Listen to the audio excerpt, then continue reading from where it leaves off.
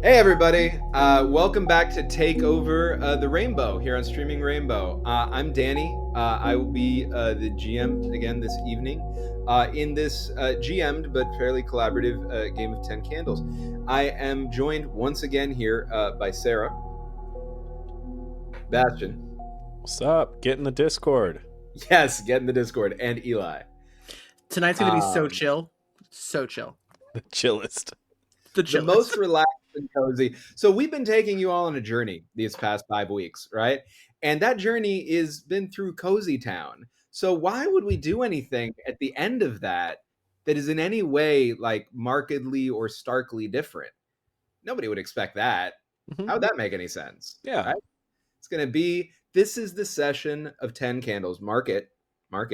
This is the session of 10 candles where people finally survive. That's what's going to happen. This is the coziest game of 10 Candles. Oh boy. Like, really? Right? What dies are our conceptions on how games should be played. That's the only death there is, guys. Exactly. I love it. It's left over from the hotboxing last session, right? Yeah. It's perfect.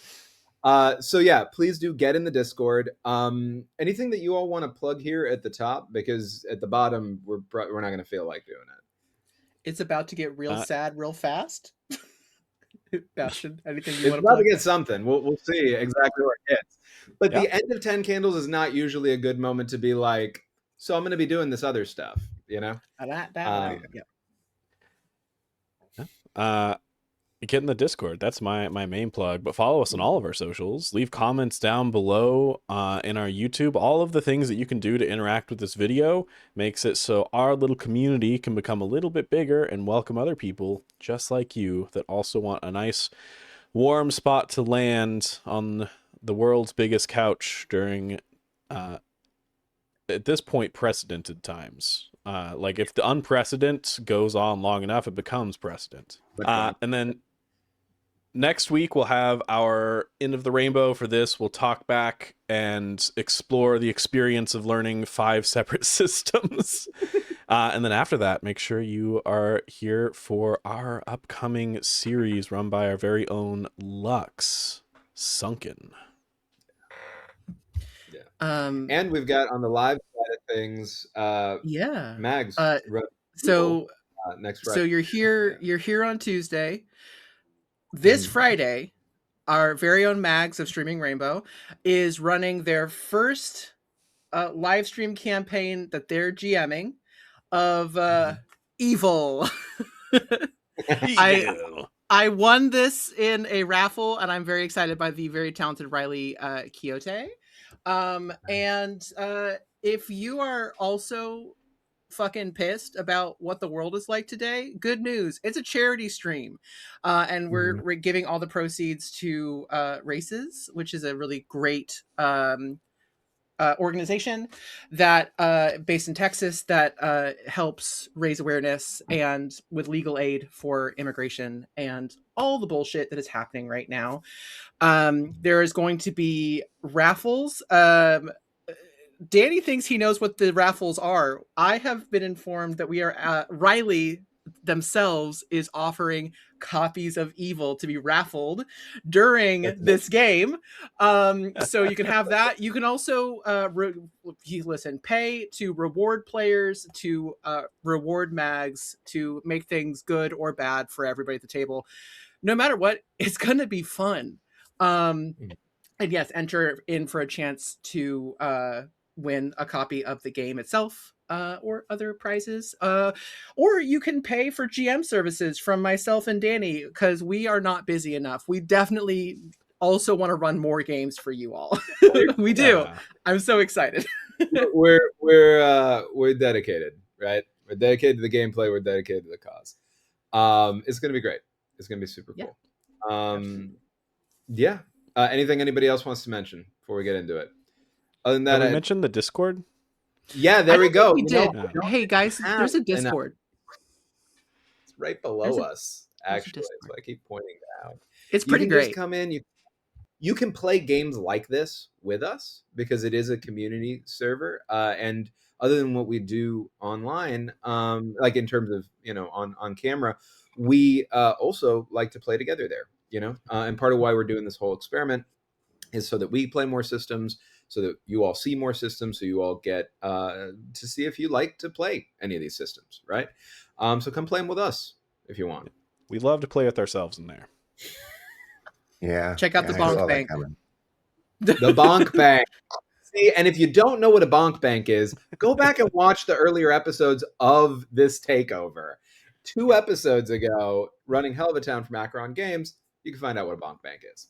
Yeah. All right. So with all of that, we're definitely going to maintain this tone. Yeah, that's it for the levity. For sure. There we go. Thank you for joining. And I will say, in all seriousness, 10 Candles is a high trust game. I'm lucky enough to get to play it with these wonderful, talented people who I trust and care about. I recommend you do the same. I recommend you take safety tools seriously in everything that you do, especially in a game like this, not just because it's a horror game, but because it is a horror game of inevitable demise, especially in the context that Bastion was mentioning before, of us living in precedented times, and what Eli mentioned about Raíces and other organizations having to do the work that they do all the more right now because it's more necessary than it already was. Take care of yourself, right? If anything feels too tough while you're watching, step away. If you want to finish it later. Nothing's more important than your mental health. Our hope in playing this game, my hope at least, and I think it's shared by the table, is, especially in times like this, is that 10 Candles, in my view, is actually a very hopeful game. It is a game where all of the characters inevitably die at the end of one session. That's how it's set up. There's no way to escape it. What's empowering about that is that we together get to decide what we do with the time we have. And that's life, right? So we hope that it's received, that it lands in that spirit. And we hope that you enjoy it, if enjoy is the right word for, what we're about to do. All right. 10 Candles. These things are true. The world is dark, and we are alive. Welcome. We together here are about to tell a story. It's not a kind one. It's the sort of story that has sharp edges, the kind that lingers long after it's gone, nesting in nightmares. 10 Candles is a game of tragic horror. Our characters will die. The story we're going to tell is not about survival, but it is about hope, while it's still about loss. This is a story about what happens in the dark and the final hours in the lives of a group of survivors fighting against it, losing themselves within it, and inevitably being consumed by it. Though their endeavor may be doomed to fail, it's our duty to make this story of their struggle as meaningful as possible. And for those who haven't played here at home, character creation is always done in session. Everybody's coming in not knowing a little bit about the premise, not knowing anything about who they're going to play beyond what they were able to put together from that. So we're about to build that now. And as we do that, we go through the ceremony of the lighting of the candles. So we begin lighting the first 3 candles, which I'm doing on a lovely VTT that we can share the link to if you'd like. In case anybody wants to use it at home, it's free. As we light these first 3 candles, I ask that everyone write their traits. So you're going to write a virtue, and you're going to pass it to the right in the virtual table that we're playing in. And then you're going to write a vice, and you're going to pass it to the left in the virtual table we're playing in. So while you're doing that, and then I'll bring it to each of you to tell me what the virtue and the vice is that you've received, not the ones you wrote, and skip me in terms of giving it to me at the table. I'll explain what a virtue and a vice is in this context. These traits are a type of metacurrency that is also a part of character creation. So they need to be actionable. Virtues tend to be positive or helpful attributes. It's interesting sometimes when they can cut both ways in a context like this. So the example I like to give for virtue is generous, right? Generous is clearly a virtue. Generous is easy to put into action in a story. Generous is also complicated when you are trying to survive an apocalypse, right? Vice is negative or problematic. It can be what is colloquially understood to be a vice, right? So it could be like an addiction, right?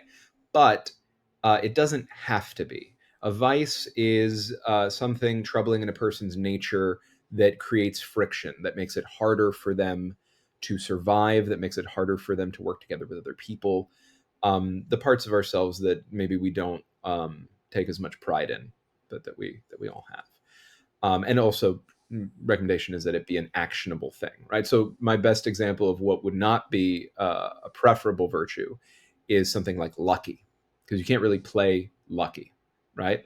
That would be something on my side as the world that you all play with that I could manifest, but the character can't really act lucky, you know?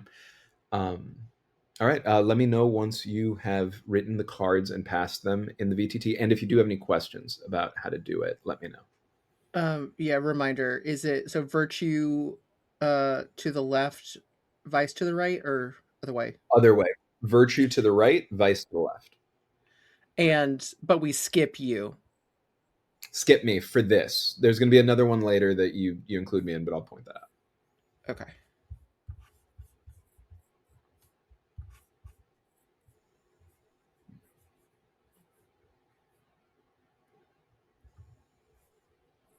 Okay. Virtue to the right, vice to the left. Virtue to the right, vice to the left. Yeah.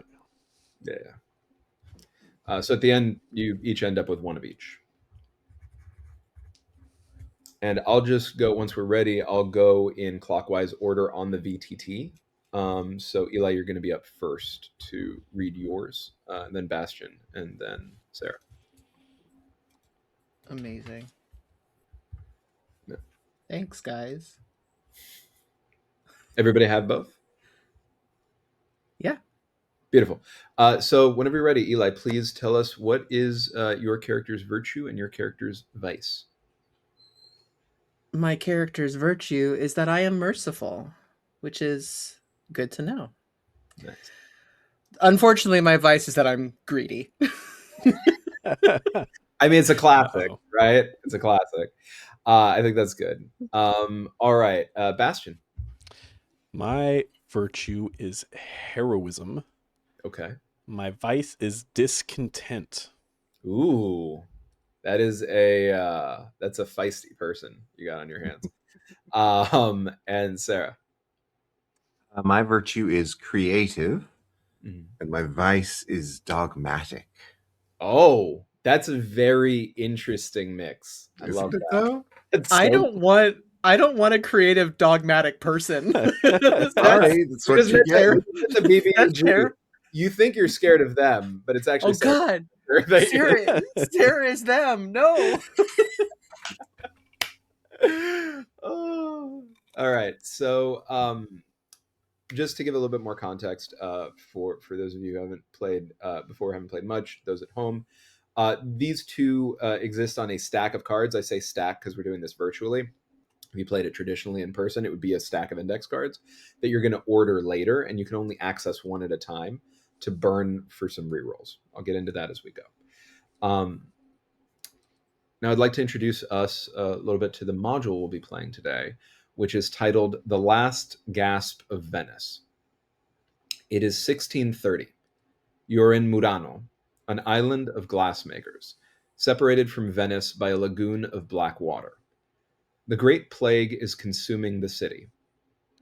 10 days ago, the sun vanished. 5 days ago, they came. You have taken shelter in the workshop of a master glassblower. The only light comes from the roaring mouth of the massive furnace, which must be fed constantly. So with that in mind, we move to the next part of character creation. And I would love for you all to take a moment to write down character name, look, just a few things about their look, doesn't need to be too detailed, and concept, which can be a quick phrase or it can be 1 to 3 sentences. And and then let me know when you're ready, and we will go in the opposite order as last time. So it'll be Sarah, Bastion, Eli, to have you read that information out, share it with the table.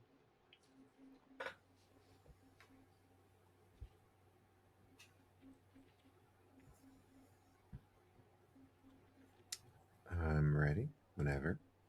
Perfect. All right. If everybody's ready, we can go right into it. How are you ready? What? I typed out like 2 things.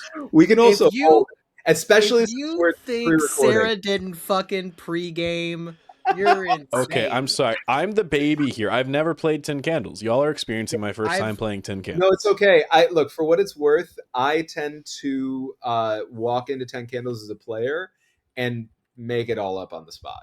Like, even when I know this stuff beforehand. But I also see the value in doing it ahead of time. And there's no wrong answer, is the point. You know, like, you can, because you know the module information ahead of time, typically, at least to some degree, you can come in with ideas. And then the rest of it gets built out, right, at the table, regardless, which is great. Well, I'm ready now.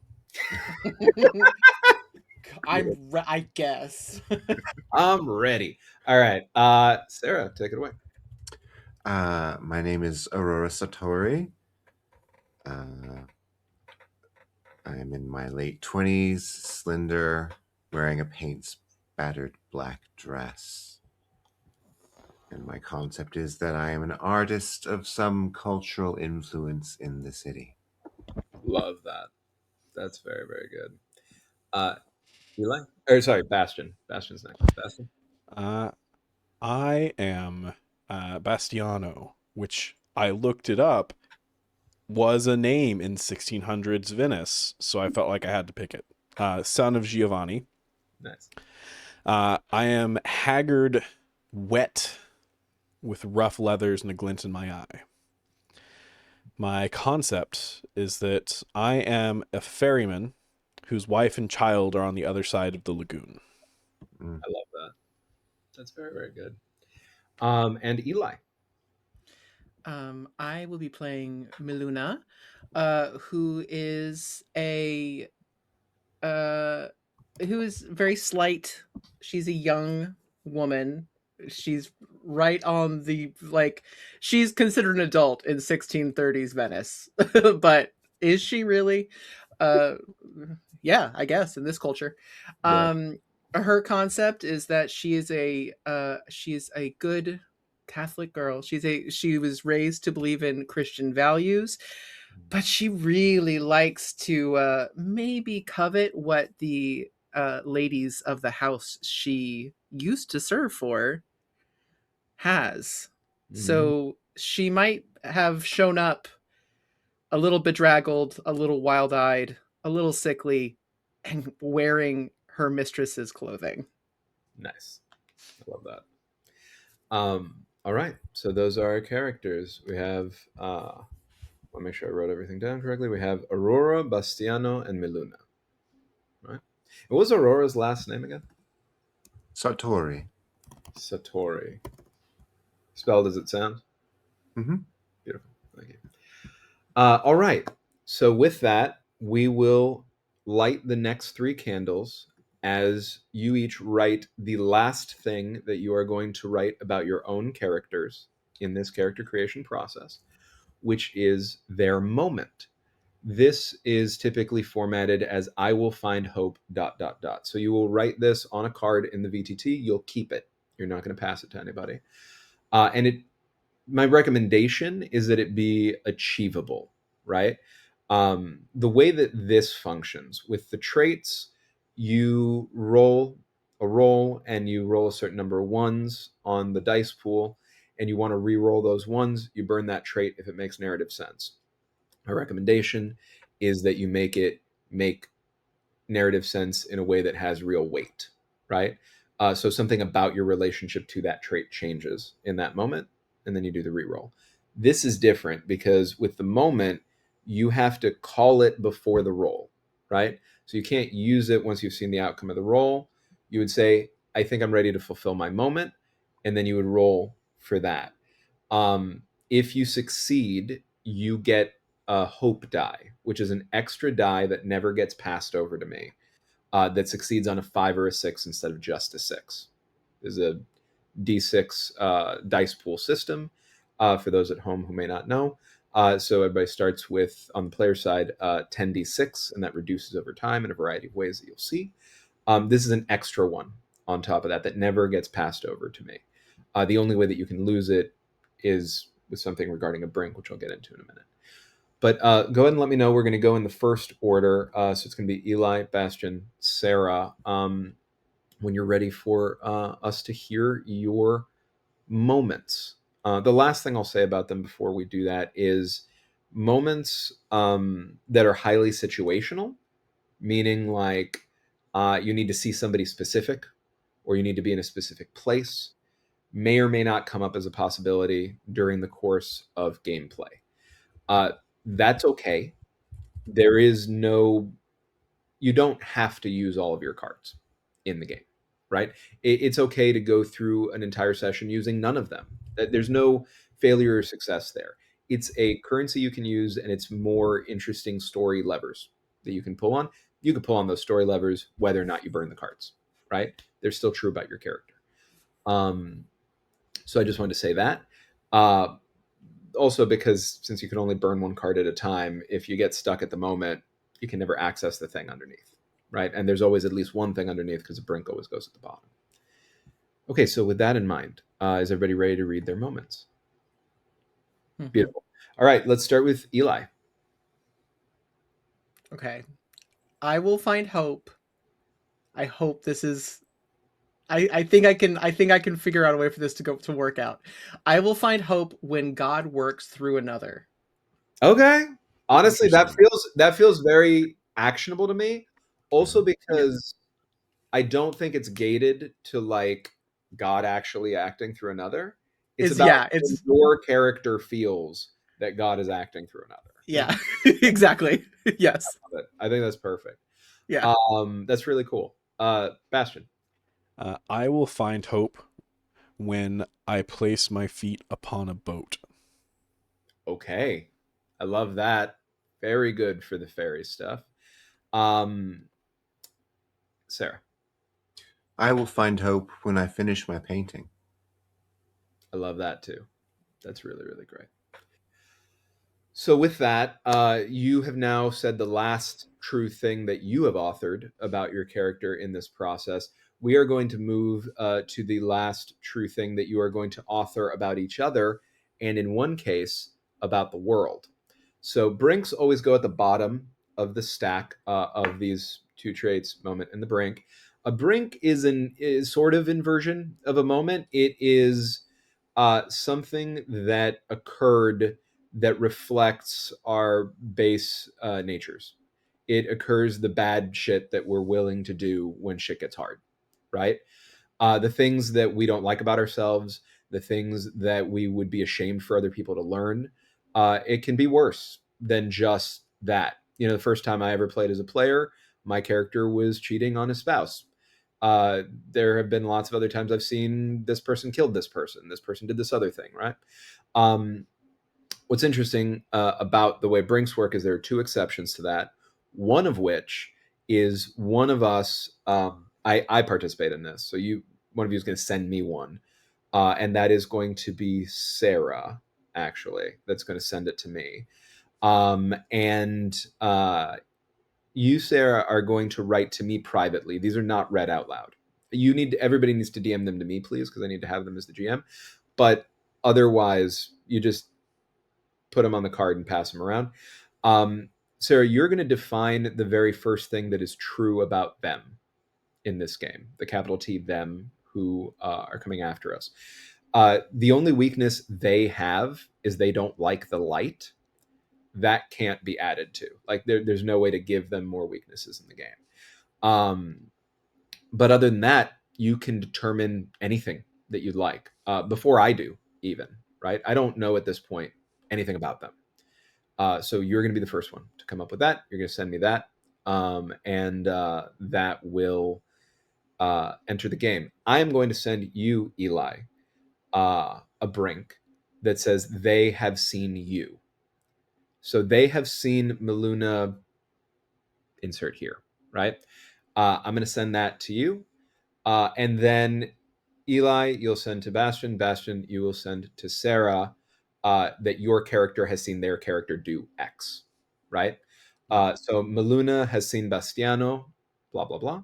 Bastiano has seen Aurora, blah, blah, blah. So as I said, take a moment to write it up, DM it to each other and to me. Or sorry, you don't have to DM it to each other. You can do it on the cards to each other, but do DM it to me, please. And I'm going to write a card. I get to write a card now to send over to Eli. Okay, so now that the brinks have all been sent, everybody's received them, right, in the VTT, as well as you all sent everything to me on DM. Thank you for that. Now we move to the locking of the stacks of cards. So just to recap that, the order that you put the cards in is the order that you can access it in game.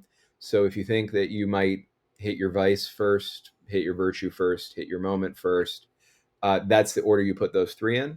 The brink always has to stay at the bottom. As soon as that is done, please go ahead and order them in the VTT. And as soon as that is done, I'll lock it in the VTT, and then it'll only let you burn it in that order. For the brinks, the way that they work mechanically, you use them after a roll has occurred. So like the traits, but unlike the traits, you don't just reroll the ones, you reroll everything, including any successes, any sixes that you may have rolled. If you succeed, you actually keep your brink. If you fail, you burn your brink, you darken a candle, and you lose your hope die if you had your hope die from succeeding on your moment before this. So it's pretty high stakes, especially since it tends to pop up later in the game because of how the stacks work. I'll also explain to the folks at home while y'all are finishing stacking this stuff up. The 10d6 dice pool system goes down to 9d6 when the first candle darkens. That d6 goes to me. I'm able to challenge narrative control at that point, which I'm not able to do in the first round. And I'm able to do it more and more as more candles darken. I get more of the d6s. The players start with fewer of the d6s. So as the world gets darker, that's where we end up. We have now lit 9 of the candles. Is everybody done stacking your cards? Great. So I am going to lock it if it lets me on the VTT. There we go. There we go. And I will light the final candle. All right. So yes, we will be engaging in a ritual where, as written, the game, if we were playing in person, we would be passing a recorder around the table to record the last words or thoughts or message of each of these characters before we get into the game, and then we would play it at the end. In this case, with these characters all being from 1630, they could be thoughts. It's most likely that these should likely be letters of some sort that they wrote down to whatever extent they're able to do that, right? Or asked someone to write for them, perhaps, if they're not able to write themselves. These messages are one last mark on the world, just in case someone comes looking, just in case you don't make it out of this. So if you'd like, we will take a moment here to do that so that we can play it back at the end. And we begin. We are in the year 1630. We are in Venice, not in Venice proper, but in Murano. To begin with, what brought each of your characters to the glassblower's workshop 10 days ago on the day the sky went dark?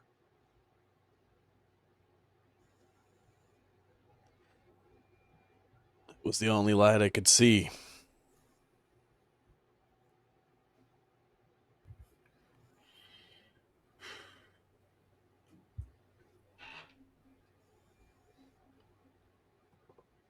I think, yeah, It was the only warmth I could feel coming from the furnace.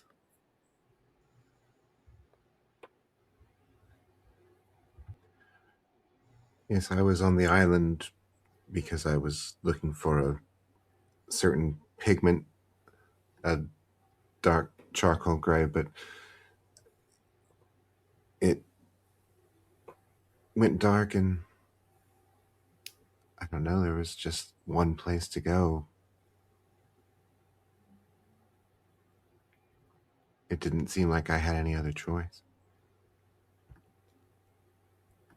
This workshop on this island next to this city of canals, that before the sky went dark was already going through what seems to be an endless series of plagues over the past few hundred years that have hit this population and decimated it, is largely less affected than the, if we can call it this, mainland of Venice by the plague, because there are fewer people who have occasion to go there. You all find some safety in that. Bastiano, you were here without your family. What has kept you here over the course of the past 10 days? Well, my boat was wrecked when the sky went dark. I wasn't paying attention. It's my job to ferry between the mainland and here. I just happen to be on the wrong side of the lagoon. If I can just find a boat, I know I can get back to my family. I know they're safe. They have to be, right? They have to be. Yeah. The furnace burns as brightly 5 days in as it has this entire time. Venice looks entirely dark at a distance. When you look over the water, the first day, first couple days, there were some fires you could see. You heard screams, not clear why, carry over the water in a chorus that you can hear when you try to sleep. You don't see those fires anymore. What do each of you think has happened over there? It's war, isn't it? It has to be. Someone's invaded.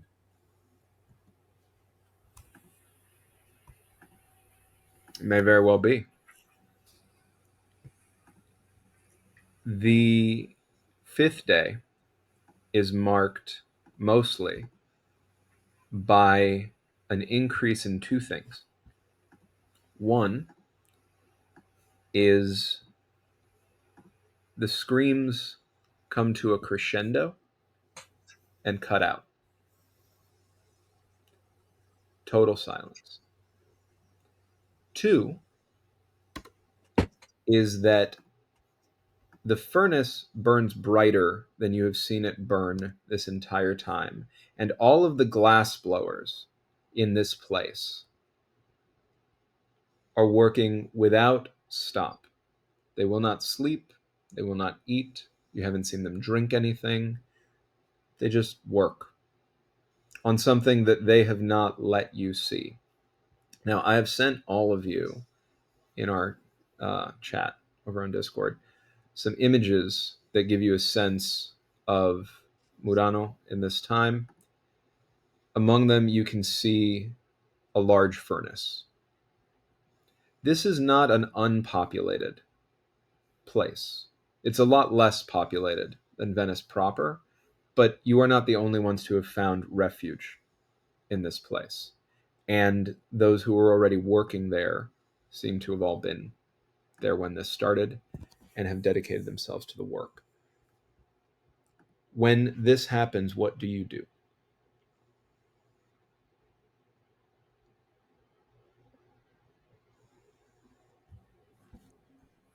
I mean, how many glass blowers are there? How You're many not. would I have to fight? It's I was say it's hard. It's hard to count them, right? Because a lot of the time they seem to be covering themselves. You thought maybe from the elements, but it's actually quite hot in near the furnace, and they are robed a lot of the time. So it's a little difficult to tell if it's the same one, right? But there are more of them than there are folks seeking refuge here. So if there's maybe about 20 of you that sought refuge there, there's easily double the glassblowers. This is a large facility for this, and this is the main industry of this island. Um, it is possible. It would not be ridiculous to assume that many, if not all, of the other glassblowers who were on the island at the time decided to congregate here to work. Now's not the time for secrets and hiding things, but I can't take on 40 glass blowers myself. If I can get a look at it, though, maybe I can understand what's going on. Why the secrecy? And I would try and I steal a think look at it. I think Miluna falls back on her duties as a maid and as a servant and starts just bringing things like food or drink, even though they're not eating. Like she still is delivering things, and while doing that, is trying to peek at is trying. You hear a lot as a servant. You see a lot of secrets because we are invisible. So she's trying to maybe get a little bit of information with that power.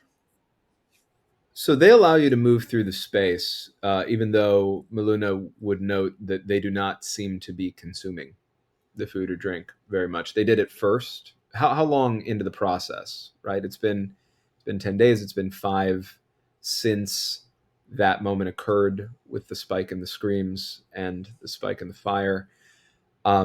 Particularly in those past 5 days, they don't seem to have been consuming anything at all. How long has Miluna been doing this? Acting as a servant to try to gather information. I think pretty early on. She is that's all she's known, and she's scared, so she's falling back on having something to do. And especially at the beginning when they were eating and drinking, it was easy for if somebody was like looked like they were thirsty, she'd go get water. Like so. It's yeah. I think she's been doing it pretty much from the beginning. I think she would have noticed that the well of drinking water that is accessible from here has been running low, as those on the island have been consuming it, and that is something that may be hard to track, because although it makes some sense, right, that people would be consuming this and it would be running out, it feels like it's happening kind of fast, right? Um, we can have the first roll of the game if you'd like to see how successfully she has been able to overhear anything. We are back in this incredibly room that smells constantly of sulfur and sweat. The center of the room, illuminated by the fire in the furnace, are the figures that move about. Aurora, how have you made it through these 10 days that bring us to this moment? I made it by taking solace in creation, by sharing stories with other survivors, because I guess that's what we are now, survivors, by writing just scribbles, or little moments of peace. There's no way to quantify how she really gets through it. It's a succession of tiny grasps at light.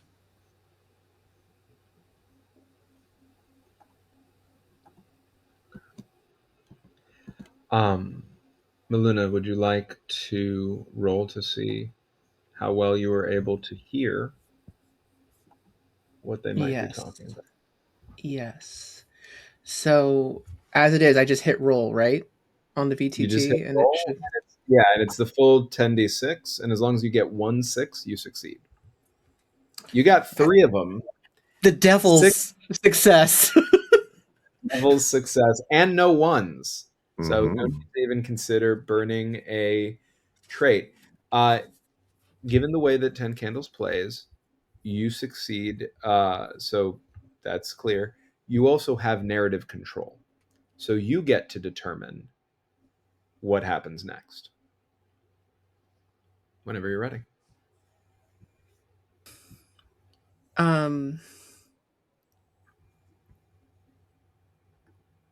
So I hear these glass blowers, and I think that I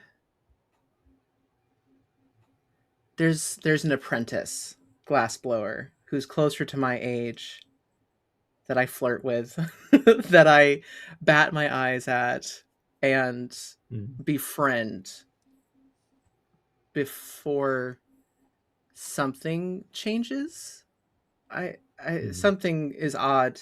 Something. There's been a change in this person recently, in recent days. But I try to get my secrets from him, from this young apprentice glassblower. This glass blower, Giancarlo, did share a bit with you up until the 5th day, largely warning you away from getting too close to the work. He kept saying, "It will consume you. It will consume you." The easiest way to have understood that at the beginning is that fire's quite hot, burns up anything that comes into contact with it. The day they came, you found him sitting in front of the fire saying, "It will consume you. It will consume you. It will consume you," to himself. Did you approach? I think I did. I think I held out a crust of bread because he hadn't eaten. I don't think I like touch him, but it's a little bit like holding a treat out to a rabid dog, a little bit, like, to see if As soon he'll as take it. as soon as you do, and he sees it enter his field of vision, he turns his face to you, and you see in the firelight the face of someone clearly stricken by plague. And he says, "It will consume you. It will consume us all." And he gets up and he steps toward the furnace and he throws himself into it.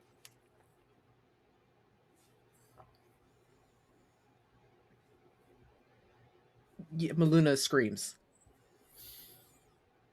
And as Miluna screams, Miluna hears the screams of Venice carried across the water.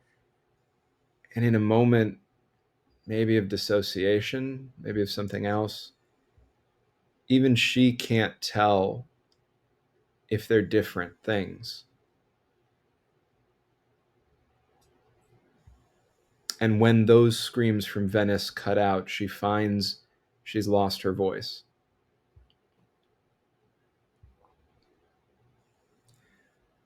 Bastiano, what have you done in the past 5 days since they came to try to reach your family?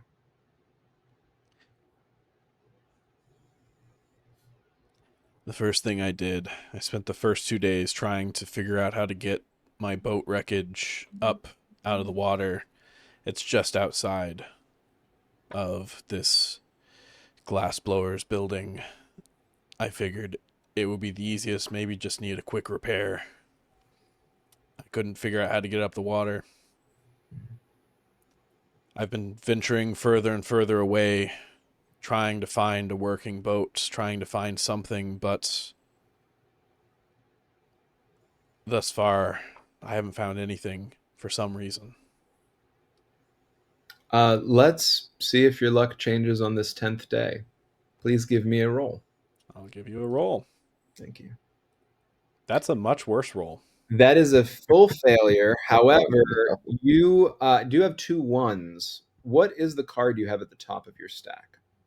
That is my vice, discontent. So if you'd like, you're able to burn your vice and see if you are able to get a success re-rolling these 2d6. All you need is one of them to come out as a 6.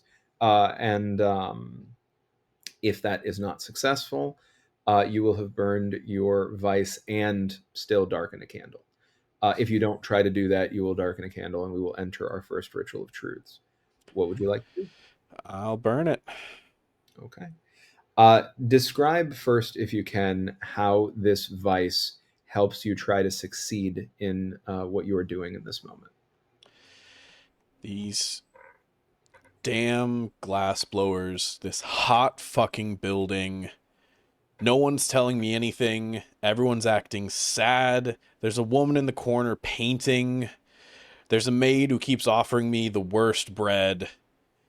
This building is a pit of misery, full of people who have already given up. 10 days, I keep hearing. 10 days. Who knows how many days? Days don't exist anymore. It could be 1, as far as we know. Just extended by the misery of these people. That's not enough. That's not good enough for me. No, there's misery here, but I know where there isn't. I know my wife and kid are waiting for me, and they're just as hopeful as I am. And if I can get to them, if I can get away from all of this, that'll fix things. Things will be better. That's beautiful. Please burn your trait, and then so on the VTT, that's just press the little fire icon. And then please re-roll these 2d6. That is unfortunately another failure.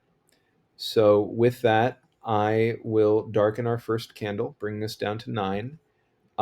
You will have 96. I'll have 1d6 at the start of the next round.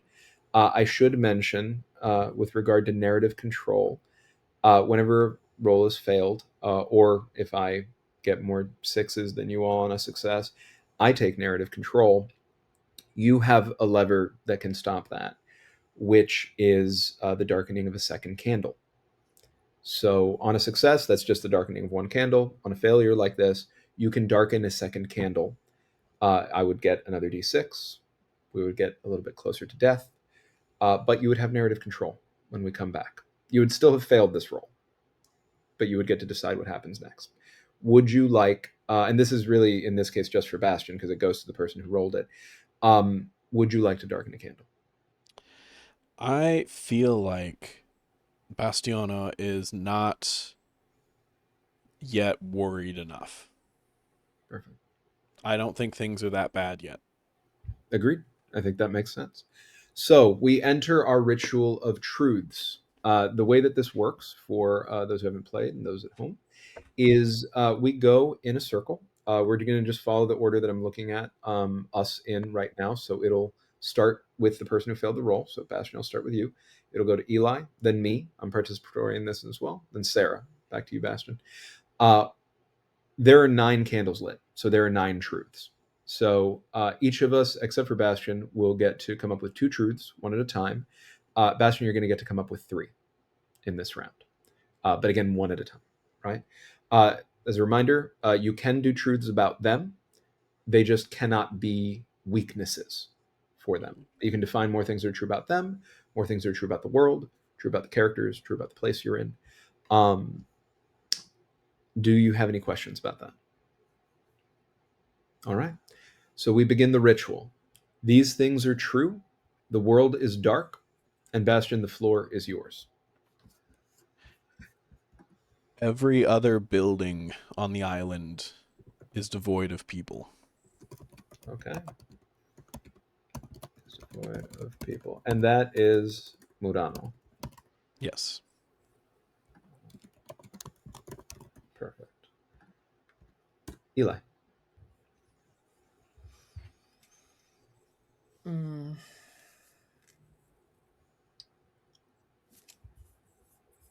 Bear with me. Sorry.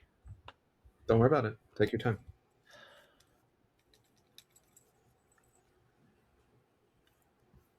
There is a spot behind the factory, the glassblowers building, where the water of the canal is sweet. Okay. And not brackish. That's fantastic. They are not on the island yet.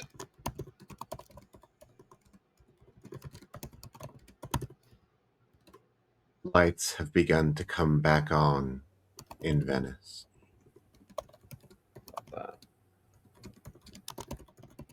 All right. Bastion? Despite having run continuously at high heat for 10 days, our fuel reserves are basically untouched. I love that. Reserves. Basically untouched. Eli.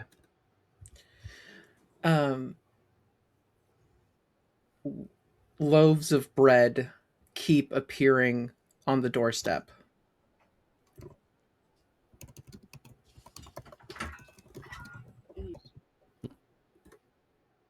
Okay.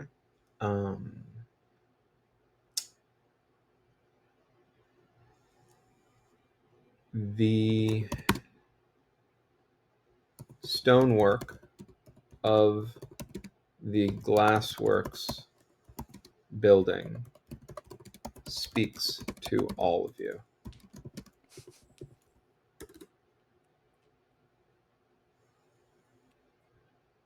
It has begun to rain.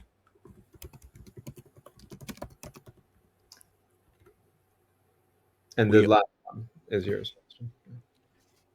When we close our eyes, we all share the same dream.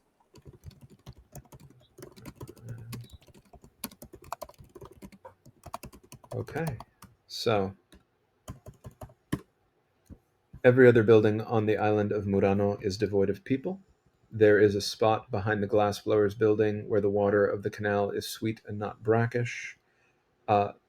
They are not on the island yet. Lights have begun to come back on in Venice.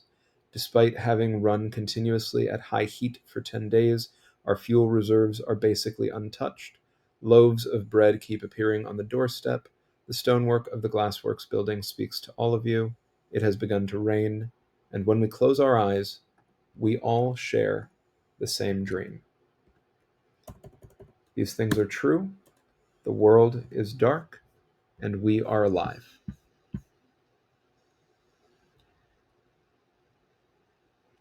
You all find yourselves in the middle of the night, in the middle of the water, drowning. You are surrounded by impossible darkness. There is not a single spot of light anywhere around you. You feel that there is air above the water, but the disorienting nature of not being able to see anything makes it feel incredibly difficult to give yourself a sense of where safety might be. What do each of you do? I try to float. I spread out my arms and legs and hope it brings me to the surface.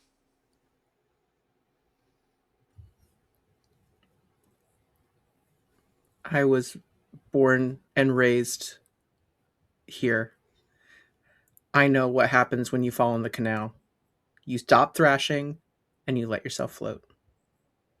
So I think Miluna closes her eyes and just does this.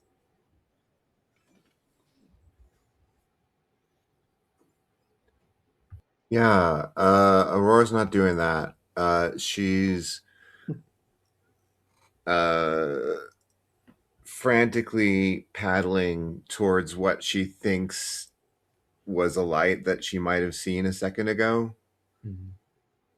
And hopefully that was right. Let's find out. Would you like to roll for me? I would love to roll. Thank you. Please do.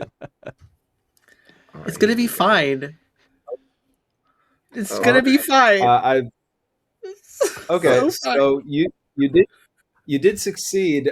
You do have 3 ones there. Would I you did. like to try to retrieve those ones by burning a trait, or would you like to give them up to the dice stash for the round? I would like to try to retrieve them with my virtue of creative. So please describe first, before you roll, how Aurora tries to creatively retrieve these. What does she do that is creative that helps her with this success?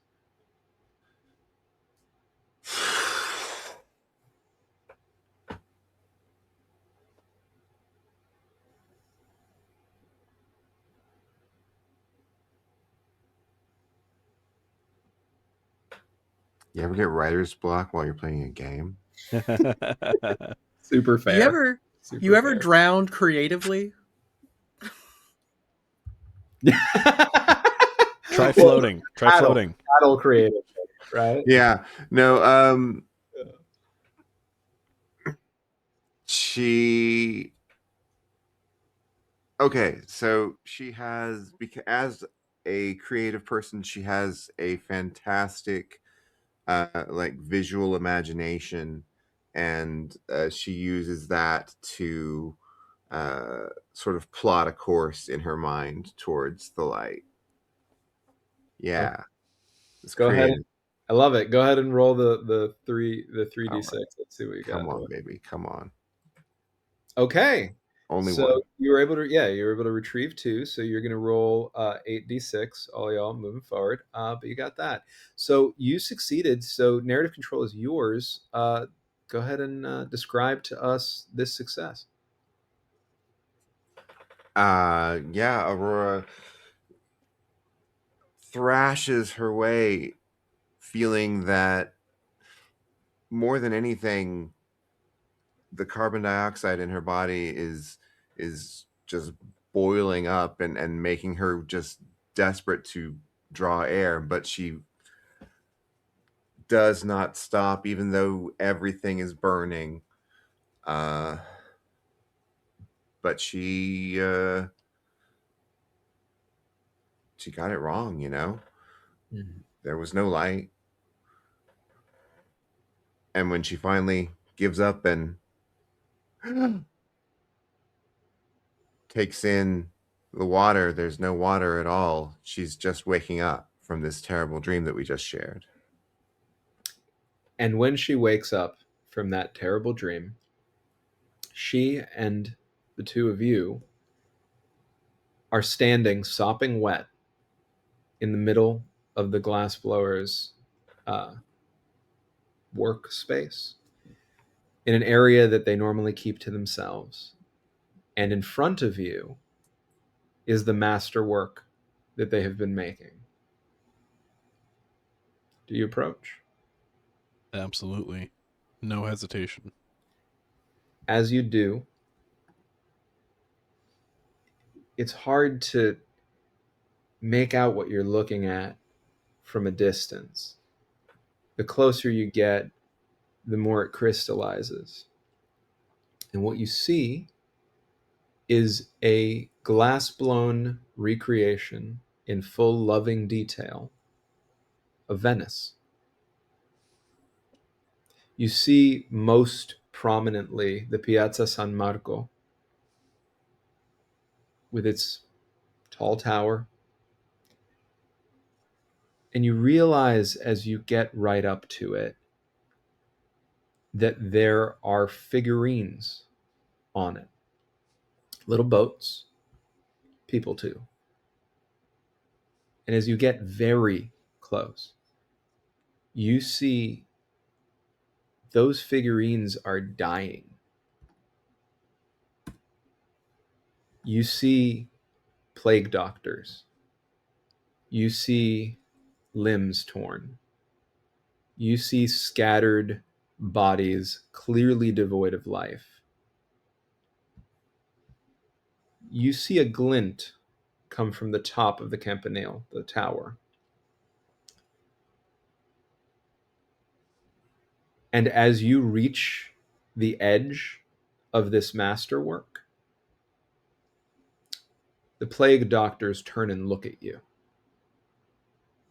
And the masterwork itself fills with water. What do you do? I slap myself. This is clearly still in a dream. What about the two of you? I think it's filling with water. It's filling with water. You are watching the Piazza San Marco drown in glasswork. I think I start like shoveling water away. I think I reach in and I'm like just like with my cupping with my hands and looking around for anything bigger. When you grab that water and you cup it in your hands and you pull it to toss away, you feel an intense compulsion to drink it. What do you do? Oh no, guys! I think I think that's God, so I'm going to drink it.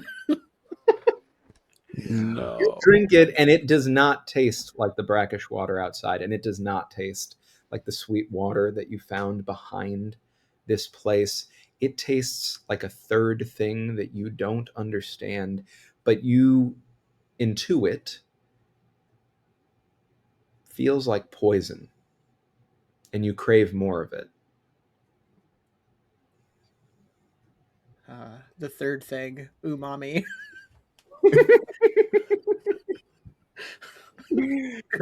Great, cool. I don't know. I yeah. I don't think I What are let you that show doing? anywhere. I don't. Are you crazy? It You're just drinking the devil's water. it's not the devil. It's God. What is going on? The water's spilling out over the floor now, starting to flood the room.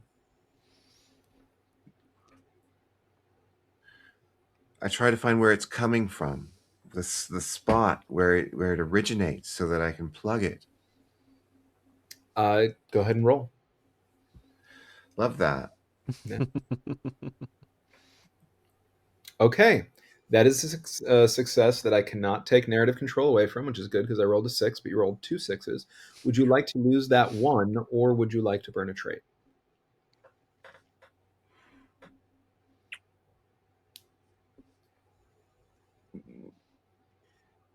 Yeah, I think I would like to burn a trait. Okay. Let me clear the board for you so that you can re-roll that. What is the trait that you have available? Well, for some reason, it's still showing my virtue, which I already burned. Oh, But and you had already pressed the fire icon? I thought I had. Copy. It's the hit boxes on the thing are Let not. me try it again Yeah. to burn it away. Yes. Okay. Burn There you that. go. All right. So dogmatic, my vice. Okay. Which makes a lot of sense because she is, specifically declaring that there must be, if there is a flood of water, there must therefore be a place for it to come from, despite the weirdness that's going on, and therefore, by virtue of it having to be so, it is so. Perfect. Go ahead and roll 1d6, please. All right, now I'm burning the vine.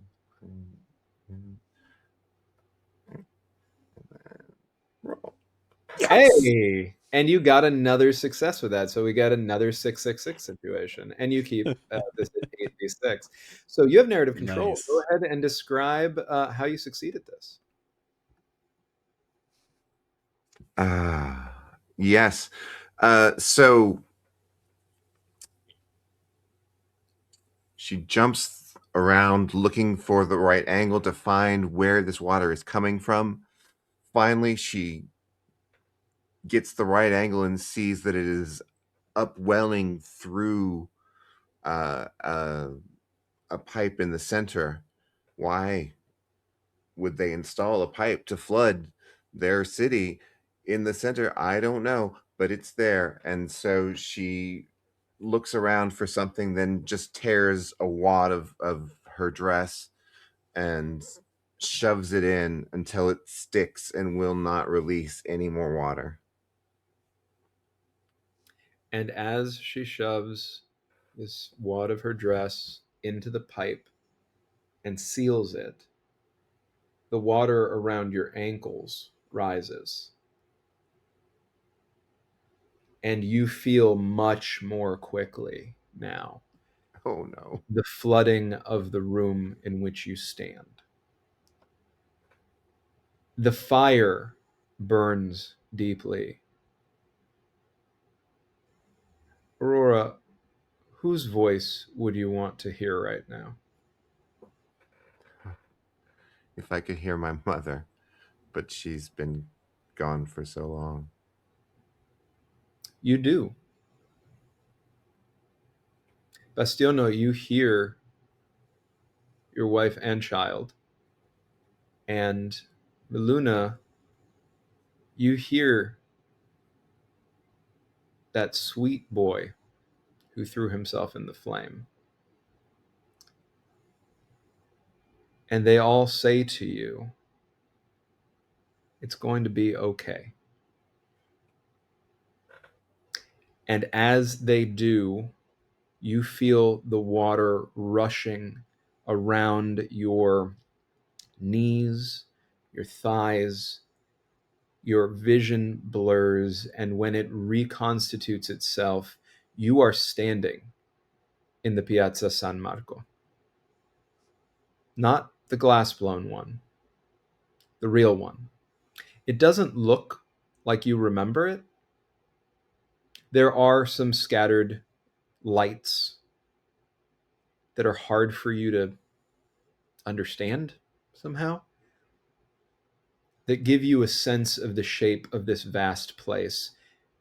And on the success, Sarah, of finding on Aurora's part the source of the flooding, Aurora is facing the sea. The water is coming in from there. There's a giant wave on its way. And those of you not facing the sea, with a view of the tower, the Campanile, are able to catch a glint again at its top, as you saw in the model. What do you do? Sarah, Aurora is looking out at the ocean as it rushes in, flooding Piazza San Marco already at an incredibly quick pace. And you're able to see somehow through this darkness the edges of what seems to you to be the largest wave. You didn't know a wave could get this large. It looks like it's going to swallow the entirety of Venice when it reaches. Bastiano and Miluna, you are facing in the other direction as the water is now climbing ever higher, reaching your hips, moving up to your midsection. You're able to see that there is a glint at the top of the Campanile, the tower in Piazza San Marco. What do each of you do?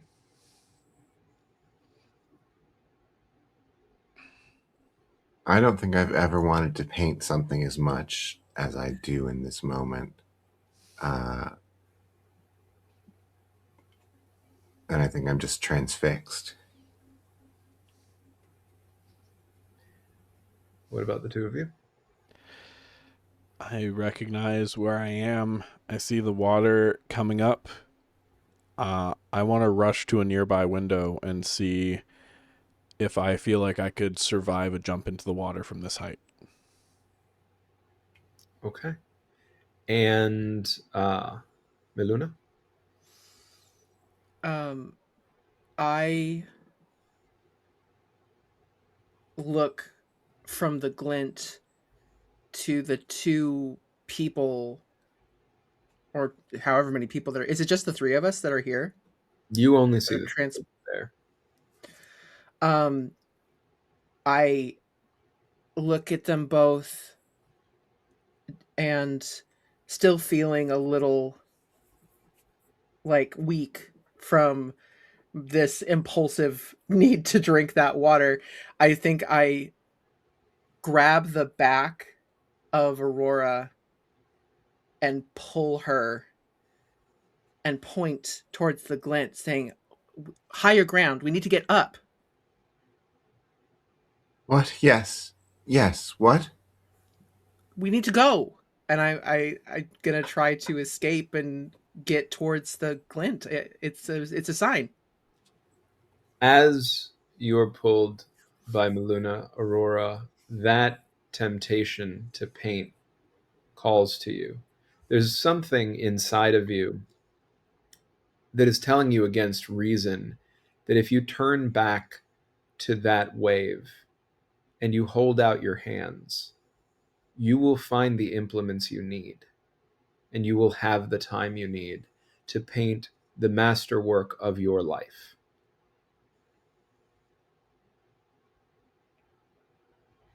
What do you do?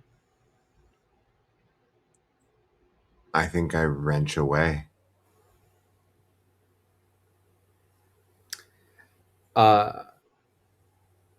Bastiano, go ahead and roll me the now 8d6 to see if you are successful in trying to find a way to jump out of the piazza.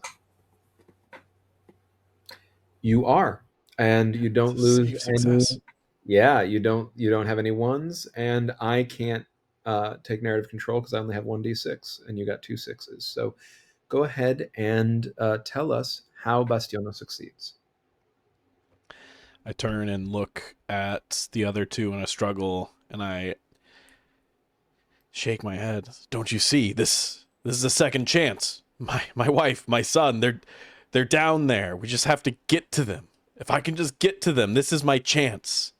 And I turn and I take a running jump fast enough to bash out the bars on the outside of the window that Aurora was looking out and fling myself towards where I know the canals to be, hoping that depth will give me what I need to survive the plunge. You leap through a window in a room that you see, while the other two see a piazza that is open, and you fall off of a table toward a floor that you recognize as the floor of the glassworks where you have been staying. And as it rushes up to your face, what is your last thought before you hit it?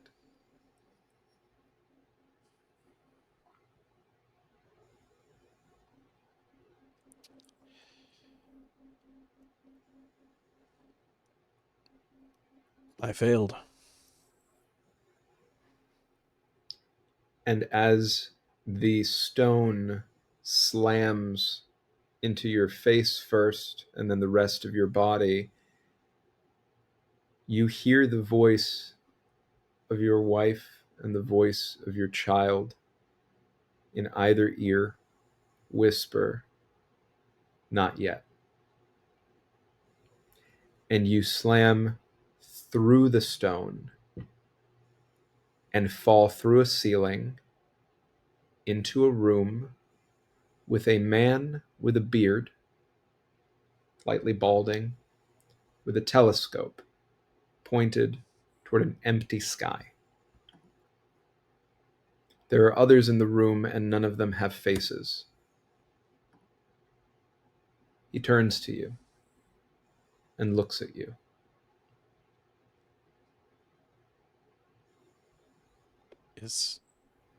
Are you God or are you the devil? He stands back and he gestures a hand to the telescope, offering for you to see. I step forward and peer through the telescope. We'll pause there and take it back to Aurora. What are the implements that you find in your hand when you turn back to the wave? There is a brush that is already freshly daubed with paint, just exactly the dark black with just the tinge of a trace of highlight that I want to use. And a stretched canvas. I could start now. You can start any time. The world is dark, yet Aurora sees the paint, sees the brush, sees the canvas, and it feels familiar. You remember before you could only share this dream, before the world went dark. There were times when you painted in your dreams impossible things. What impossible thing does Aurora want to paint right now?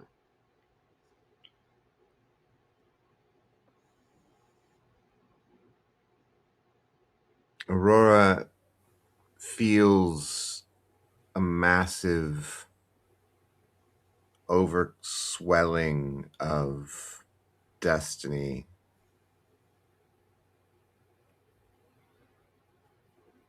And she wants to paint that feeling. And as she does, this wave, if such a thing can be called such a small word, tall enough to swallow Venice whole, reaches its edge and crashes down upon the head of Aurora. As it reaches her, what is her final thought before it touches her face? It's so beautiful. And so it is. It crushes her into the ground beneath her. Impossible amounts of weight, pressure from all sides, water entering her ears, her nose, her mouth, her lungs. Does she react? I think she reacts.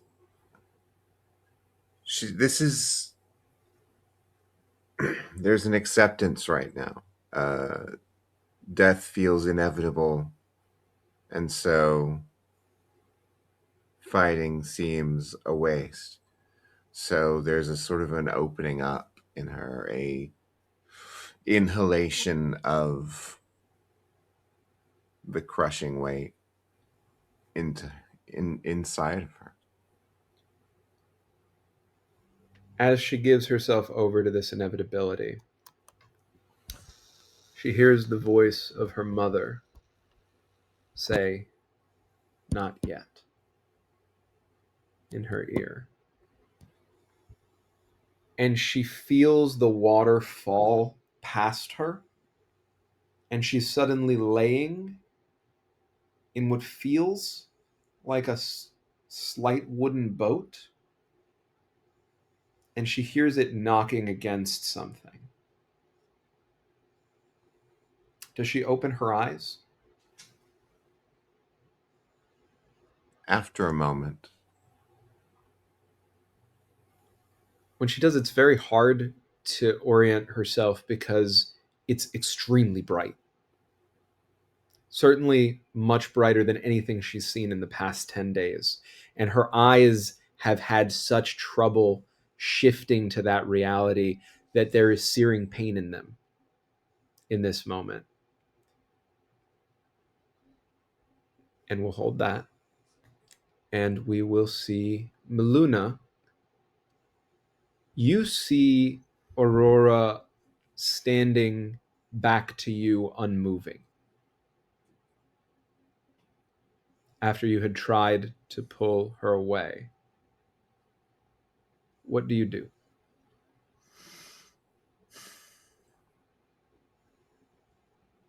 I think I can't. I am just a girl. I can't fight this person. But there's a sign. There's a sign from God that I have to get to.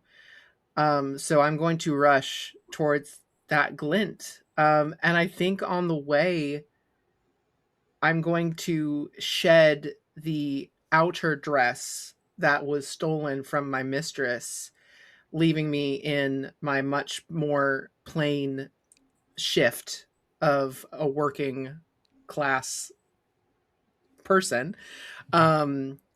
Something much more honestly easier to run in and rougher and all of that, because this has to be a punishment for my vanity. So I will shed the vanity and I will go to God. I love that. As you run, you feel you are able to move through this rushing water, escalating at an incredible pace, more easily than you could have with the outerwear on, as it is waterlogged. I am going to need a roll. Yeah. Let's see how that goes. Let's see, guys. Okay, that is 1-1-1-6. You did succeed, and I did not take success from you because I rolled a 1. Would you like to burn a trait to try to get that 1 back, or would you like to give it up for the round?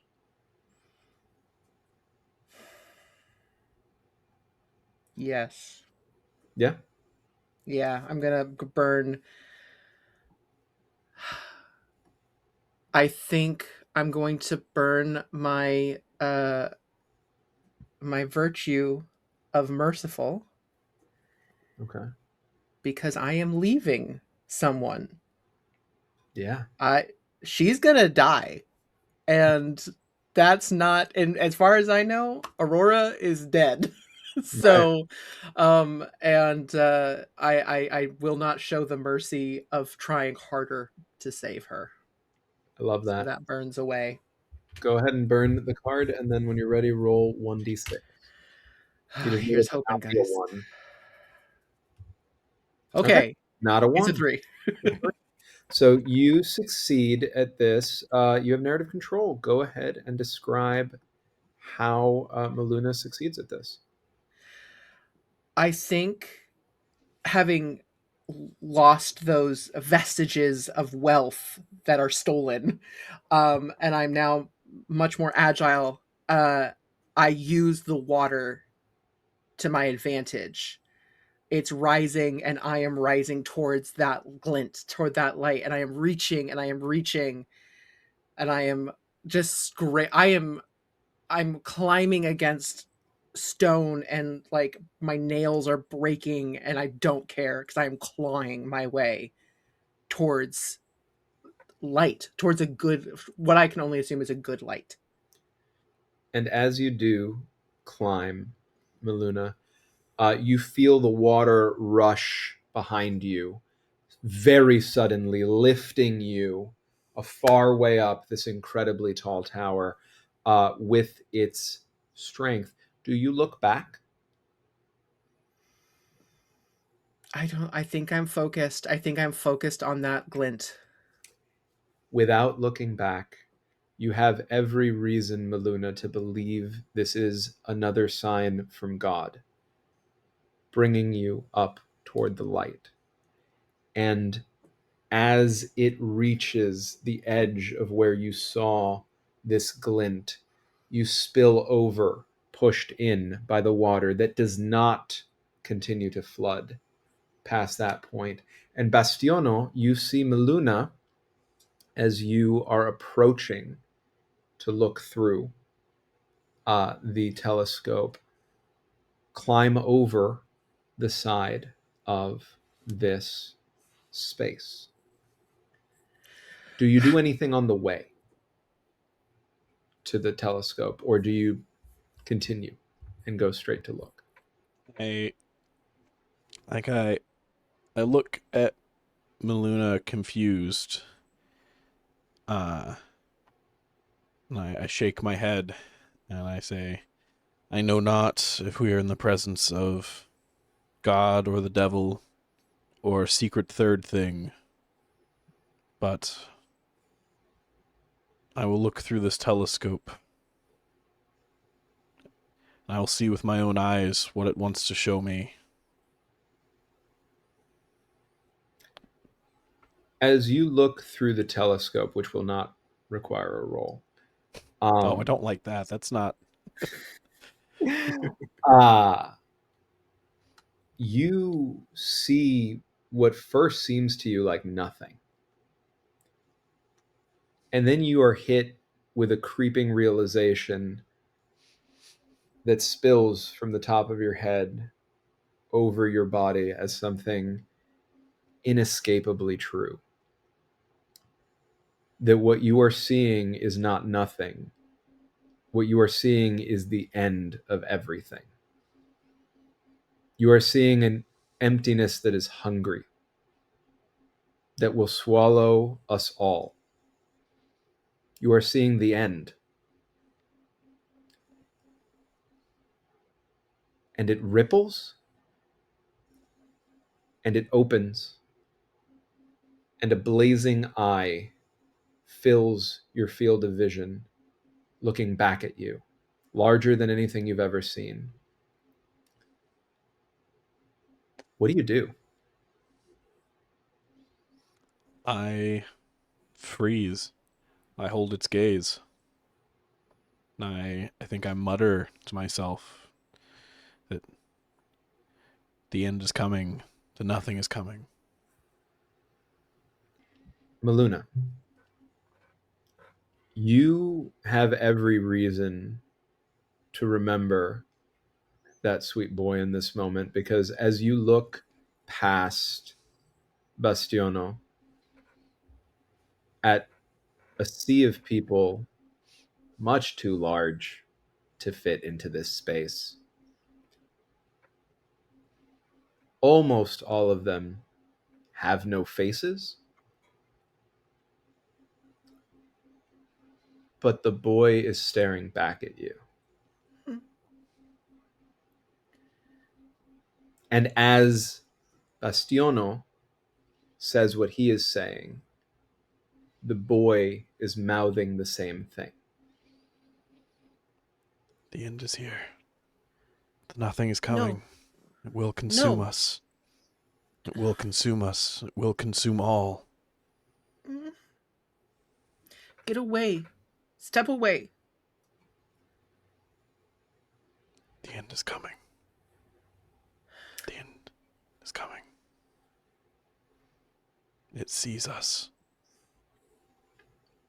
The man with the telescope next to Bastiano, the only other person other than the sweet boy with a face, looks at you and gestures to the telescope.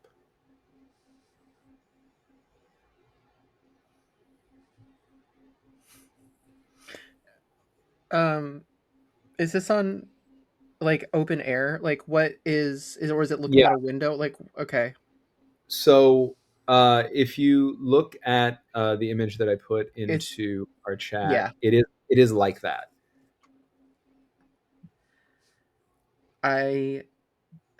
Miluna steps forward, shaking, absolutely terrified,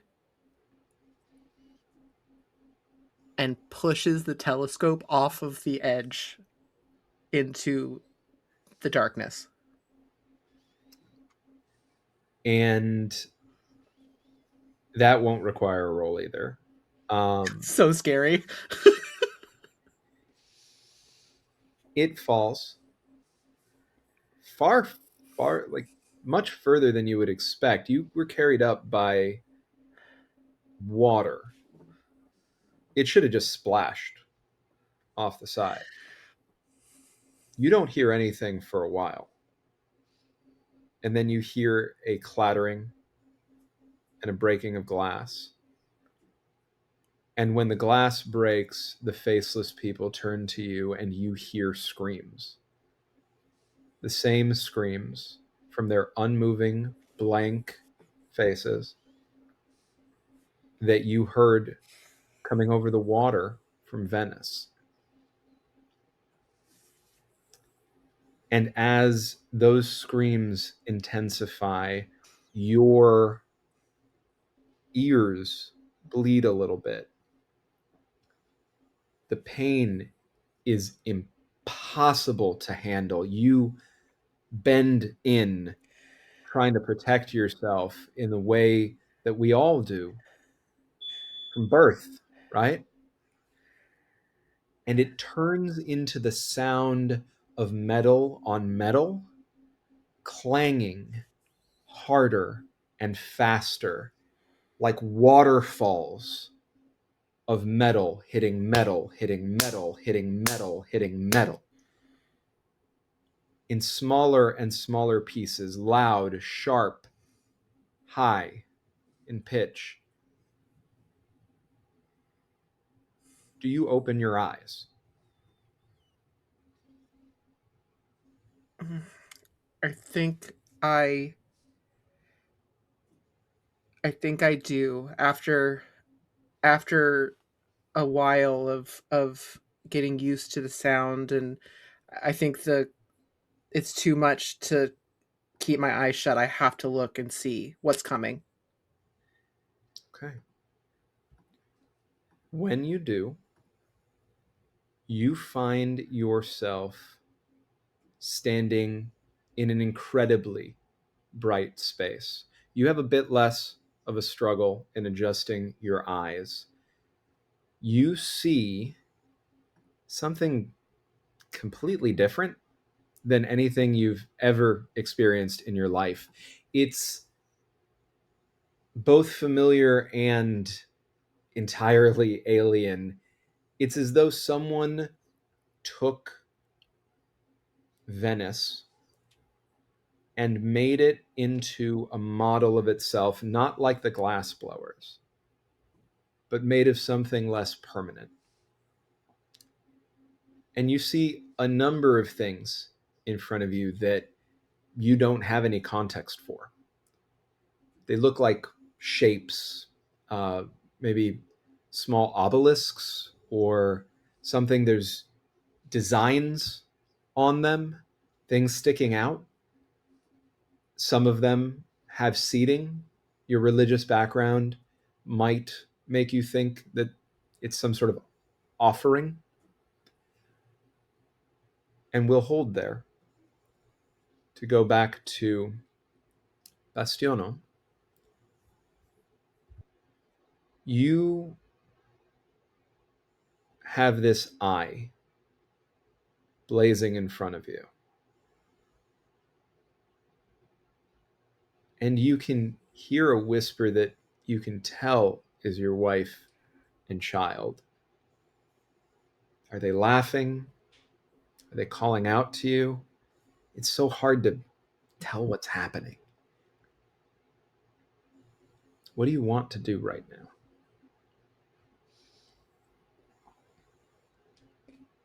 I want to feel them. I want to see them.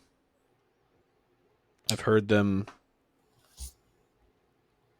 but I don't know what's real anymore.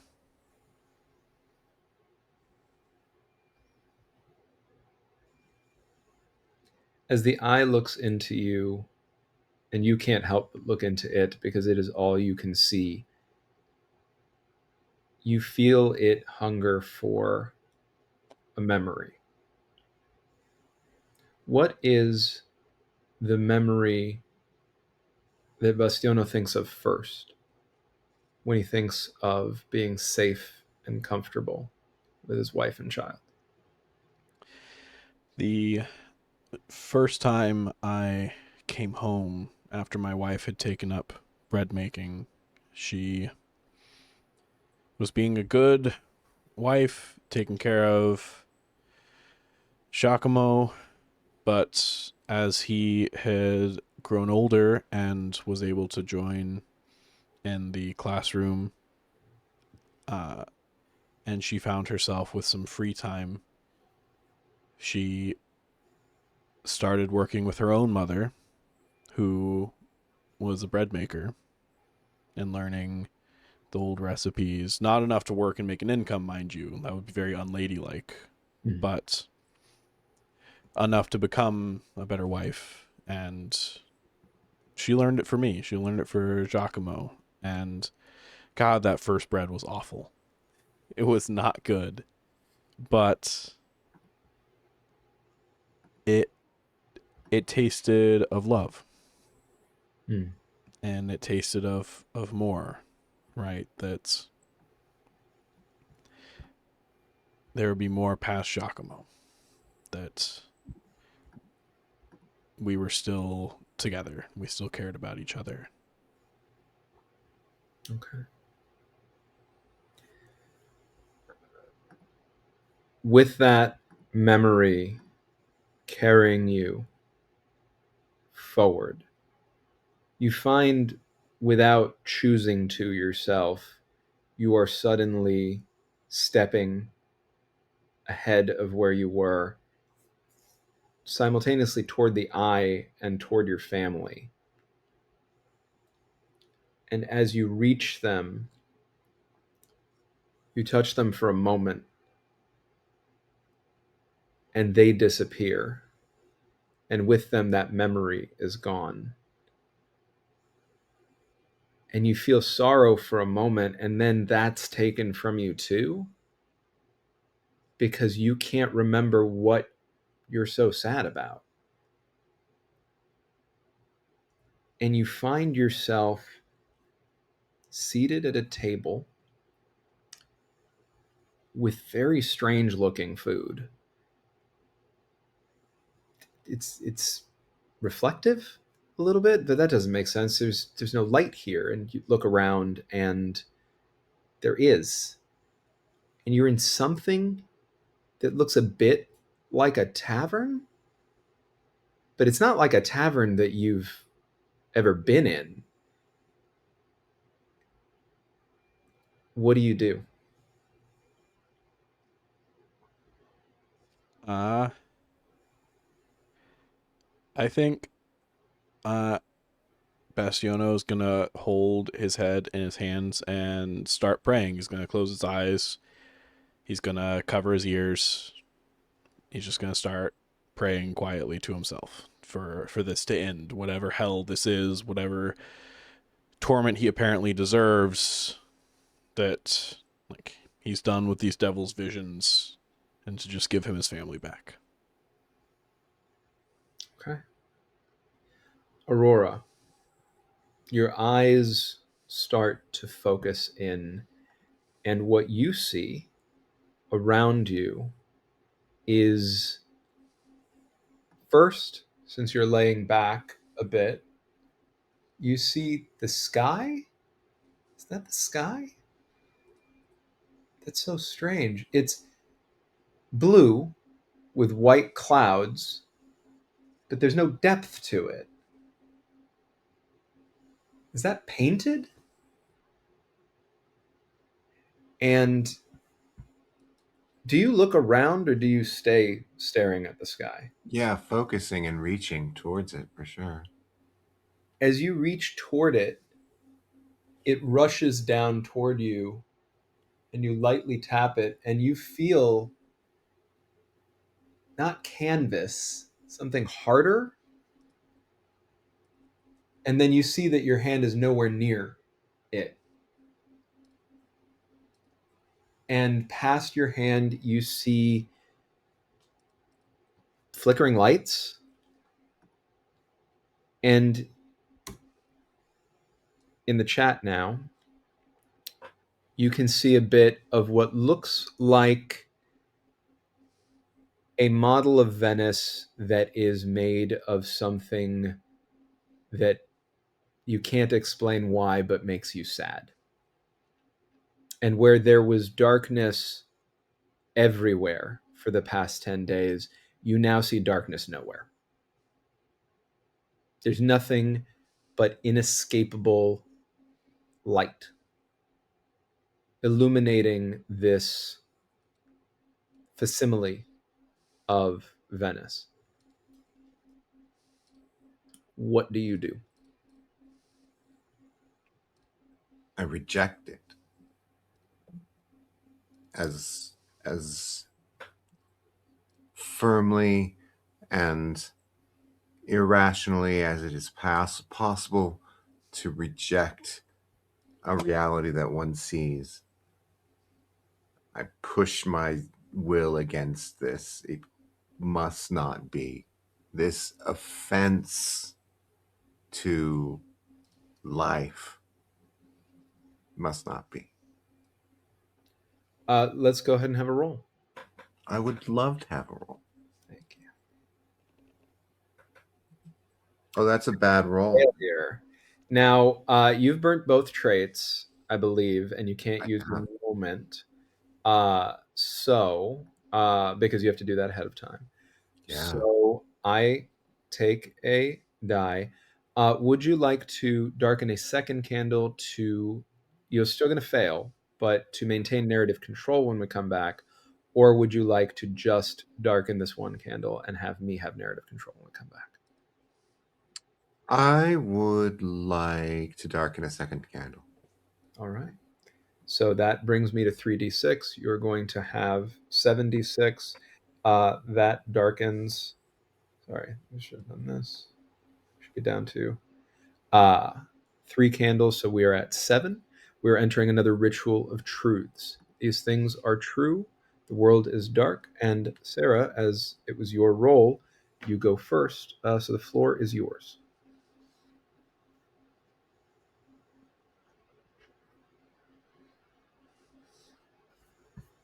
These things are true. The world is dark.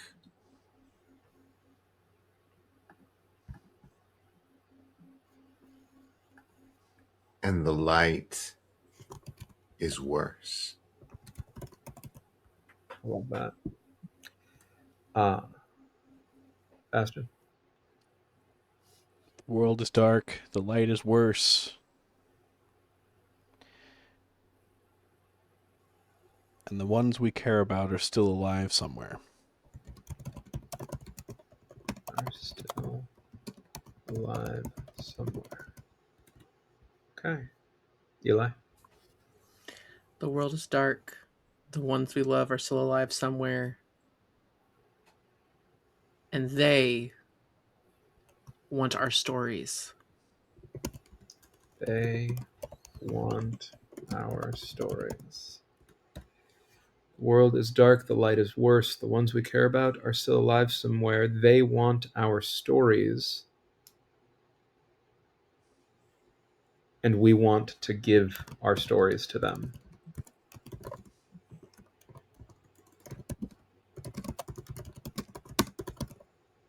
Sarah?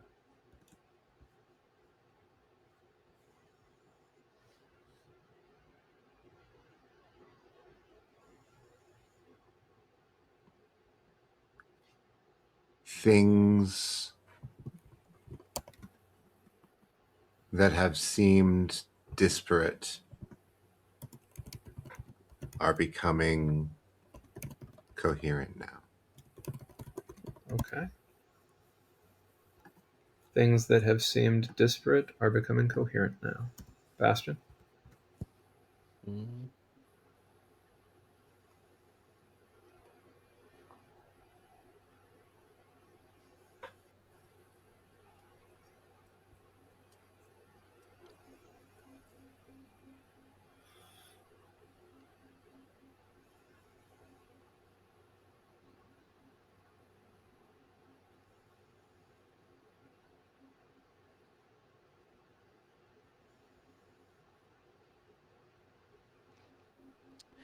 They want the three of us specifically. They want the three of us specifically. And the final truth for this ritual of truths, Eli. They want the three of us specifically. And when we close our eyes, we can hear each other. We can hear each other. Beautiful. All right. The world is dark. The light is worse. The ones we care about are still alive somewhere. They want our stories, and we want to give our stories to them. Things that have seemed disparate are becoming coherent now. They want the three of us, three of you specifically, and when we close our eyes, we can hear each other. These things are true. The world is dark, and we are alive. And you have narrative control. It is Yeah. a failure. You were not able to reject it, but the rest is up to you. Yes, unable to force this terrible mockery of reality to not exist. Aurora has covered her face and closed her eyes in an attempt to deny it. And when she does so, she hears, Our Father, who art in heaven, hallowed be thy name. Thy kingdom come, thy will be done, on earth as it is in heaven. And you all hear through through Miluna a cascade, overlapping, high-pitched, violent waterfalls of metal on metal and bells ringing. Miluna, you see coming out of these monoliths floods of metal coins filling the floor. You see drawings, grotesque, on these monoliths of what look like animals and objects made people holding something, some weapons, some other things you can't recognize. and one of them speaks to you and says, "You can be a winner." God damn it, Danny. Good nightmare. I run away. I run as far away from the cacophony as I can. Give me a roll. Let's see how that run goes. Guys, all running leads back to the slots. Oh dear. Oh, yep. Okay, so do you have something that you can try to burn to see if you can turn that 1 into a 6?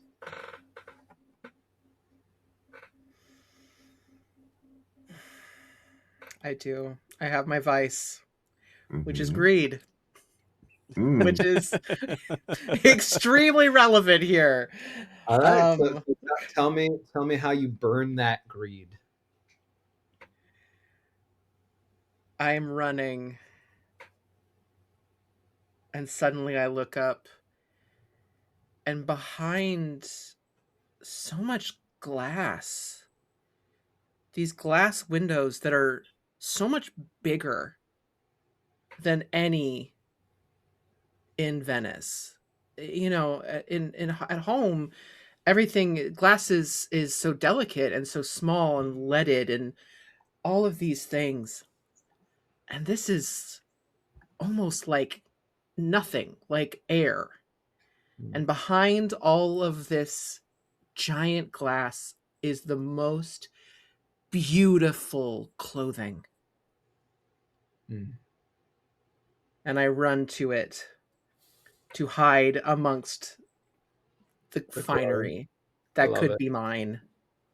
Go ahead and roll me 1d6. Let's see how that goes. That's fucking right.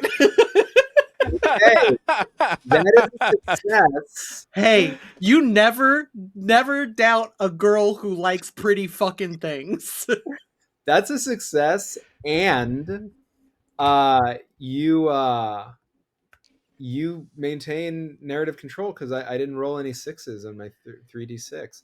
So tell us how you succeed.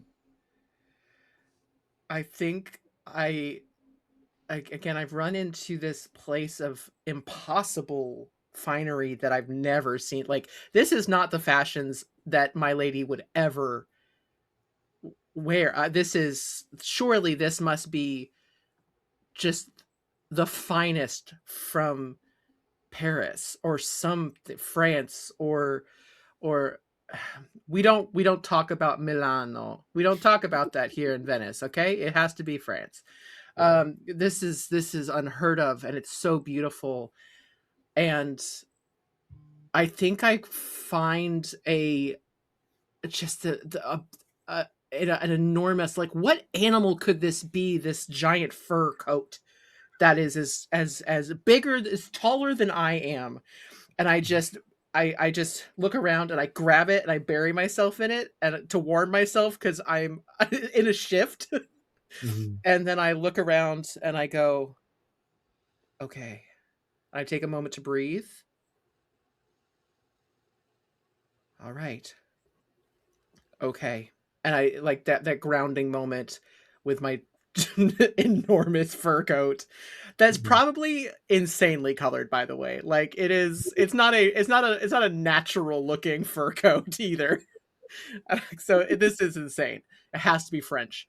And I sneak out, like, wearing this coat. I kind of peek out and look for anything that might be familiar, but away from the noise escaping from that awful metallic clacking.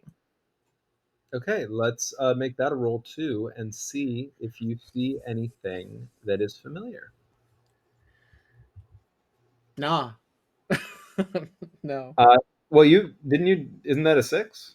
And then Yeah. 2. It's a 6. Well, it's a 6 and 2 1s. So Yeah, you so still get a success off that, and I can't take narrative control from you, but I do believe you lose the 2 1s because I don't think you have another trait to burn, right? I don't know. At the moment. So, describe your success.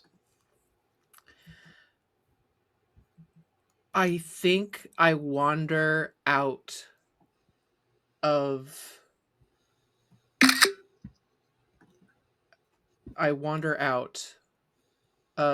the place with this clothing, this dressing room, and look and is there anybody else? Do I see people or do I just see this? Fully empty. Entirely devoid of life. I think I walk until I see a garish replication of the lifeblood that is the canals of my home. And a familiar boat, familiar gondola. As you do, you pass a gondola that does indeed look familiar, but is not in the water, and see in front of you a water that reminds you at a glance of the color of the water that you drank. And you see Aurora standing on a gondola that looks like a mockery of the one you just passed that was put on display. And we'll hold there a second to see Bastiano. Bastiano, you are trying through this prayer to remember what was taken from you. And it's not happening yet. Are your eyes open? I was not just trying to remember what was taken from me. I was trying to put an end to all of this inexplicable this dream that I've been in. My eyes are shut tight, my hands over my ears. You hear rushing water. You hear the screams over the water that separated you from your family. You know in your heart they're still alive somewhere. And you need to find them. You hear among the screams your child calling out, Papa, Papa. Do you hear it in your mind? Did you hear it here? What do? I take a deep breath and I open my eyes. As you do, you're greeted by a garish sign hanging above the empty mess hall. It's hard for you to tell what this is. Incredibly loudly designed, of a pig standing on its hind legs.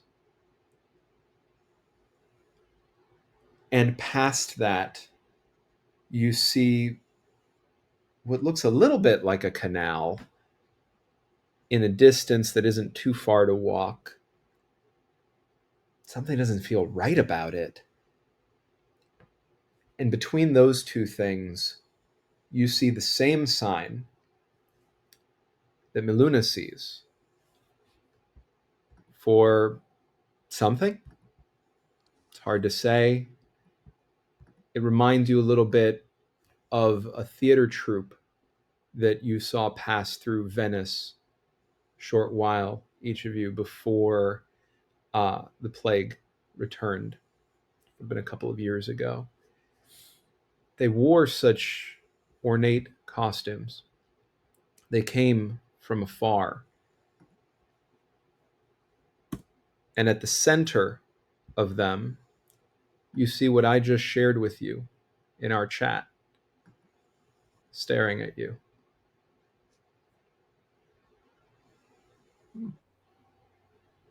Her eyes bore into the two of you. And Aurora, you find yourself suddenly not in the boat, but on shore. You're not sure if you climbed out. You must have, right? And you find yourself wandering, as all three of you do, not of your own volition, slowly into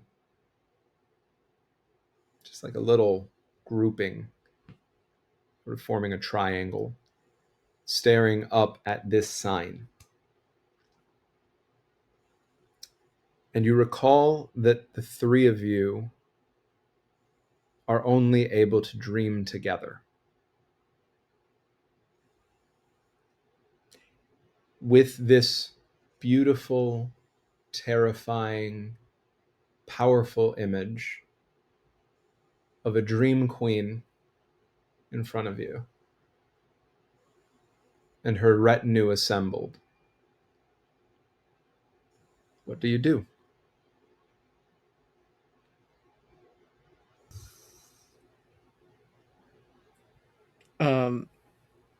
I fully start denouncing the devil because that's what that is. That has to be. Okay. As you denounce the devil, what do the other two of you do? I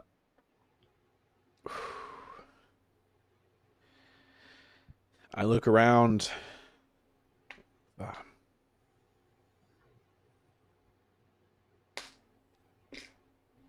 If we can get a boat, maybe we can take the canals out of here.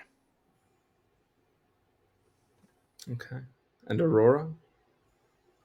No boat, no canals. This is the moment that I have been waiting for, and I have already taken out my brush and my paint, and I am already struggling to turn what I see into what I feel, and take what I feel and turn it into what I express, and somehow make them equal to what I experience. Okay. These are going to be 3 rolls. So That's I'll a go lot in of the roll. It's a lot of Yeah. rolls.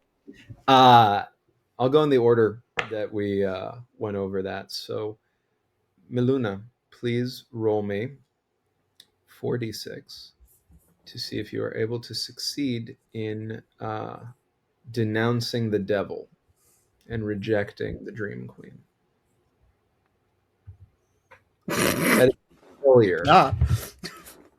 And you don't have a trait to burn. Would you like to darken a second candle to take narrative control when we return?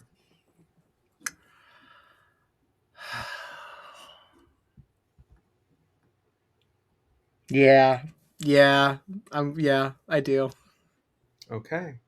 So that is the 6th candle down. We are at 5 candles. I will come back with 5d6. You will come back with 5d6. We will do a round of narrative truths. Once we get to below 4, I will no longer be contributing truths. I'll pull myself out. If at any point any of you want me to sub in, you're welcome to let me know. But I otherwise will not be contributing. But I will on this one. So let's get into it.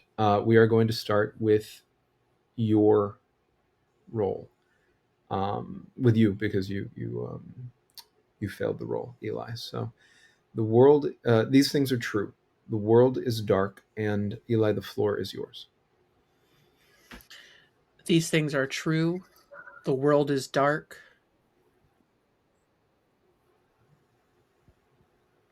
And the queen is the light. Queen is the light. Uh, there is a way out. Sarah?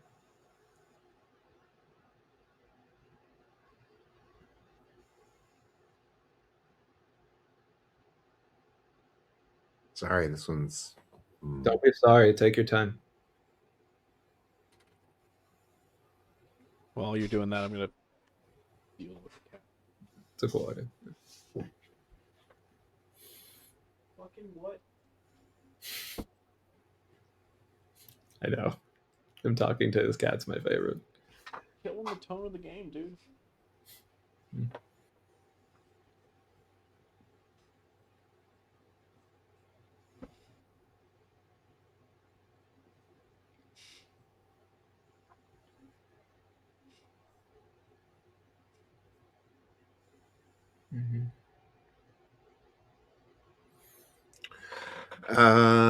All right. The light is the queen. The queen is the light.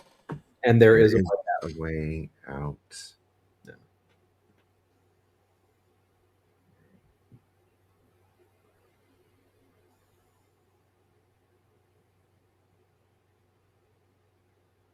There is a way out, and Bastiano can find it.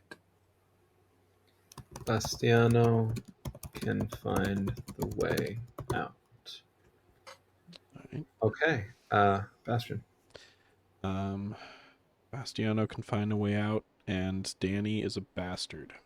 That's already established, though. You don't have to waste it. Right. Okay, sorry. That is a truth, but goes unsaid. You don't have to spend mechanical things to make it true. It just already is. Yeah.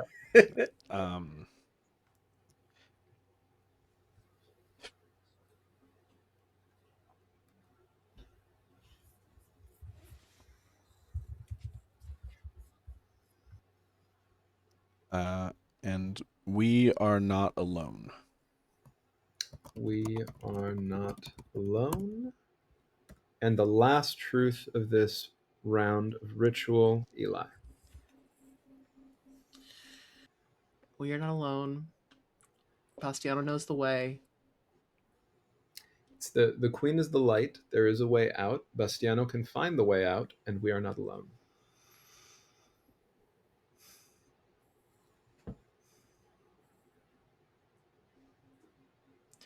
The path keeps shifting. The path keeps shifting. All right. That closes this round of ritual truths. The queen is the light. There is a way out. Bastiano can find the way out. We are not alone, and the queen is the light.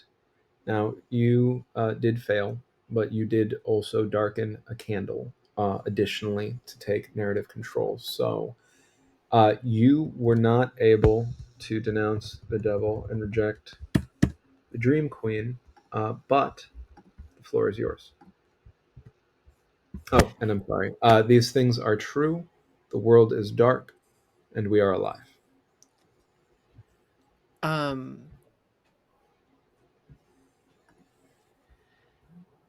Because I was unsuccessful in pushing this biblically accurate devil or whatever this is away from me, I close my eyes and I call out in my... So I see Aurora. Mm-hmm. Did I see Bastiano? Yeah, all three of you are there. You're just in a bit of a triangle sort of configuration. So I'd say Aurora's in the front, and the two of you are flanking. I close my eyes and I reach out with my hands to hold on to them both. And I say, we have to get out. Like, it's... but I close my eyes so I can, and like in my childish way, I'm thinking, if I just close my eyes, it's like if I close my eyes, it can't get me. Mm-hmm. and I'm thinking the thought, let's like run. So I'm like broadcasting to these two, because if we close our eyes we can hear each other. I'm saying, run, we can run. And you hear them as they hear you. Aurora, as you're enraptured here, what do the other two hear through your mind?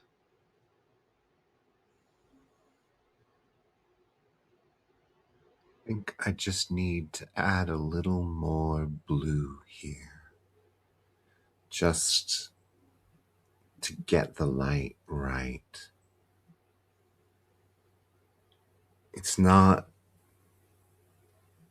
quite working. I'm going to need to mix something else. No. Green. It's got green. And I think I'd like to have my moment. Let's do it. Go for it. To have your moment, remind us of what your moment is. You'll be rolling all the dice. If you succeed, you will get a hope die. If you fail, you will darken a candle and not get a hope die. All right. My moment is I will find hope when I finish my painting. Okay. And the painting in this case is a painting that expresses reality in a way that we can step through. Okay. I love that. Go ahead and roll, and let's see if you succeed. Come on, dice. Ha! You do, and I am not able to take narrative control from you. So now you have this dice. So what you're just going to do mechanically over here in the VTT is you'll drag that in every time that you roll from now on. Cool. Yeah, leave it there. And as a reminder, the hope die, it succeeds on a 5 or a 6. Love it. And if you die before the others, particularly in like some kind of self-sacrificial fashion or something, if you choose to take a death, you're able to pass along your hope die to one of the other two if you're in the same space, and that's possible. Okay. So go ahead and describe your success. It is not possible in reality to perfectly paint a feeling, a understanding so completely that everyone gets it. You know, it's not, art is not something that achieves perfection. It merely reaches for it, and in that reaching becomes art. But here in this place,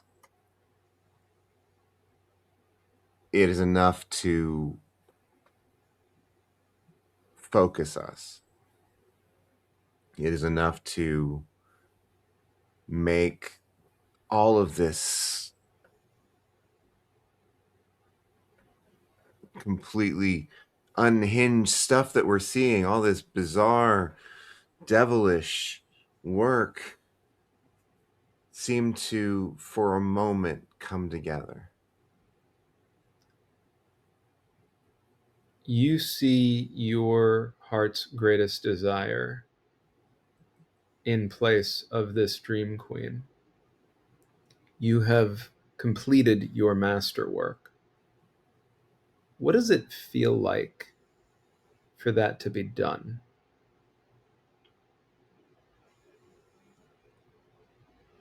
Empty. A masterwork's not really something you're supposed to finish, you know? Yeah. You hear your mother's voice, and she says, "Run. Bastiano."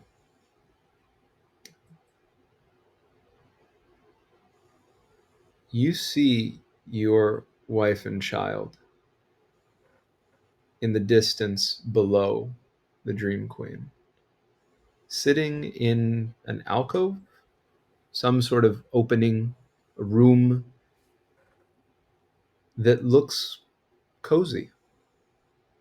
There's a couch, there's a stairwell leading up to maybe more rooms. Looks like some sort of inn, maybe. They're laughing. What do you do? I see them there ahead of me. Yeah.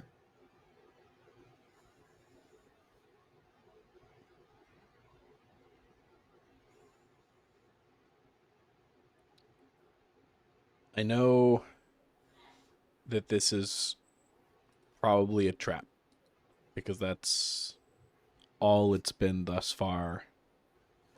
But I'm getting this continued sinking feeling that we're doomed. Or more succinctly, that we're already dead. Or maybe even that we never were alive. And if any of those things are true, then I would prioritize being with them one more time, even if it's a trap. Even if I know running into whatever strange theater troupe dream queen inn thing this is, whatever that is has to be better than whatever this is. And I hear in my head from Miluna, run. I hear in my head from Aurora, from her mother, run. And I run. As you run forward, you suddenly find yourself stopped with an oar in hand, and you're on a gondola. And you realize that you need to row yourself to reach this room. Do you row? I look back at my two companions and I say, there's room for 3.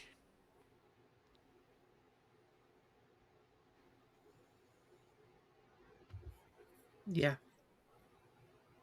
Yeah, might as well. 3 of you step onto the boat, and Bastion, where are you on your cards? Are you at your moment? I am at my vice. Actually, What my virtue. what is your virtue? Heroism. Roll me 5d6, please, to see how you row down toward this place. Let's see how I row. You failed, and there is nothing there for you to re-roll because there are no ones. So you are going to, we darken a candle down to just 4. Take d6 there. We're going to enter a ritual of truths. We're going to begin with you. These things are true. The world is dark, and Bastion, the floor is yours.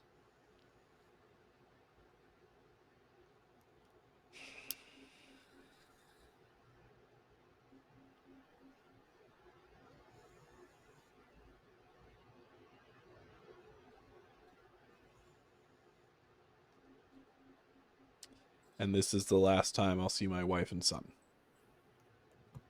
This is the last time Bastiano will see his wife and son. Eli? The screams are becoming song. Becoming so.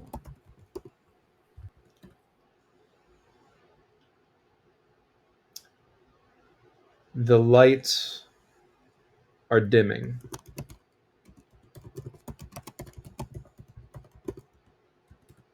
And the last truth of this ritual, Sarah. The further we get in this gondola, The clearer it gets, the louder the sounds get, and the closer we get to the end. The closer we get to the end. This is the last time Bastiano will see his wife and son. The screams are becoming song. The lights are dimming. And the further we get on this gondola, the clearer it gets, the louder the sounds get, and the closer we get to the end. These things are true. The world is dark, and we are alive. I have narrative control. You are rowing down a river of plague-ridden bodies, grasping up at the sides of the gondola. There is no water. Every time you stick your paddle in, you stick it into or between people. Every time you pull it back, you are pushing against them. They are screaming, they are crying. It's many languages you don't understand, and the one that you do, but you don't need to understand what they're saying. You know they're asking you for help. They want you to pull them on the boat. What do you do? Objection, I hate this. There's only room for 3. I'm sorry. What about the two of you? I think I curl up. I get down and I cover my ears and I start singing just old songs that my mother used to sing and to drown out the cacophony. And you hear a voice that you recognize singing the songs with you. And you see in the sea of plague-ridden bodies that sweet boy reaching up at you, asking for you to pull him into the boat, singing this childhood song with you.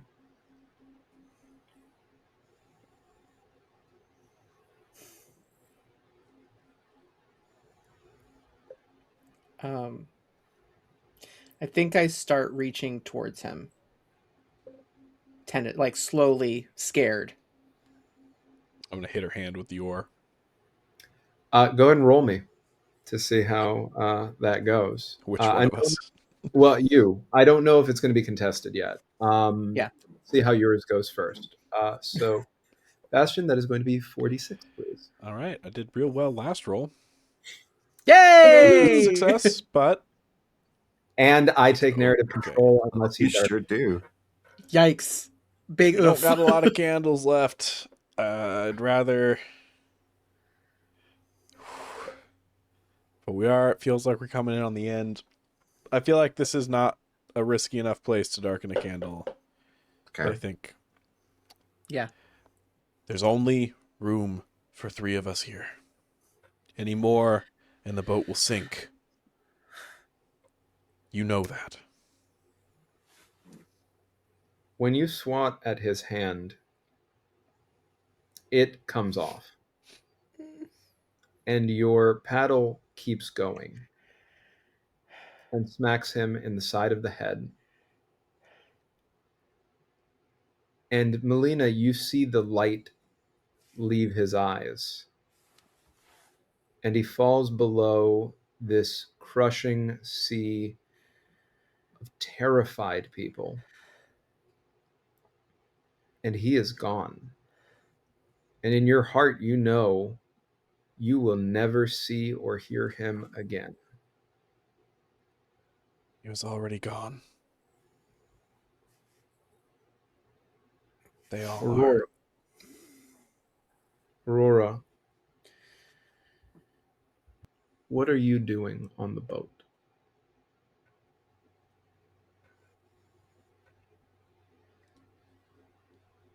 Praying quietly. Because surely this is hell.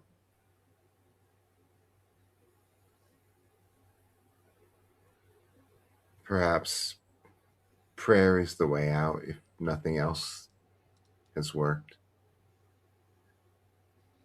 She's tried clarity, she's tried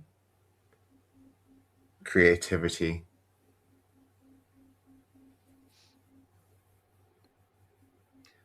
Who is she Perhaps. praying to? Is she praying to the wave? Is she praying to the Dream Queen? Is she praying to God? Is she praying to someone or something else?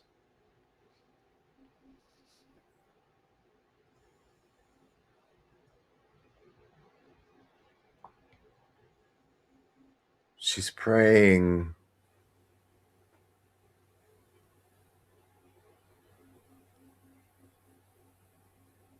to who's ever in charge of this. Maybe that is the Dream Queen. But it's not a plea to God. It's not a plea to Mother Mary.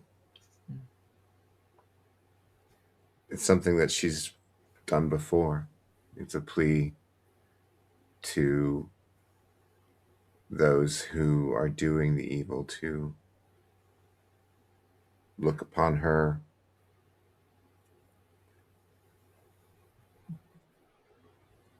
and find mercy or aid. They don't want your prayers. They want your stories.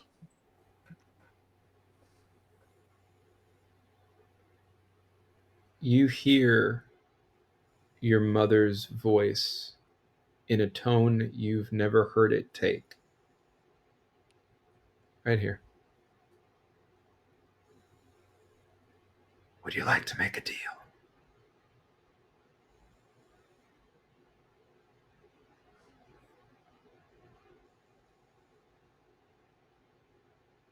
Is that you? Who else would it be? What can I do? What can you give me?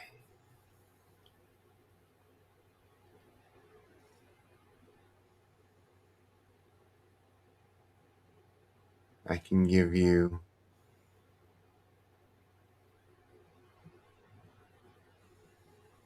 my companions. Wait a minute. Roll me 4d6, please. Are your eyes open? Did we hear that? Oh boy. That didn't work. You have your brink. I do. I'm sorry. And you should have rolled the 1d6 over here. So let me, before we get into the brink, to be fair, let me bring in your hope die. You succeed Yeah. 5 or a 6. Go ahead and roll that. You did not get a 5 or a 6, but you do get to re-roll everything if you use your brink. Would you like to do that? I would. Why don't you tell everyone what your brink is? Bastiano has seen Aurora worship them. My whispered prayers to be spared, and they gave me something. Thanks, Bastion. How is this my fault? You fucking wrote it. Before you roll, tell us how Aurora tries to use this brink to succeed in this moment. I feel like I was already doing that. You were. That is what she's doing. She is reaching out to them, to whatever fell power, whatever malevolent brain is making all of this happen, just to find her in favor and allow her to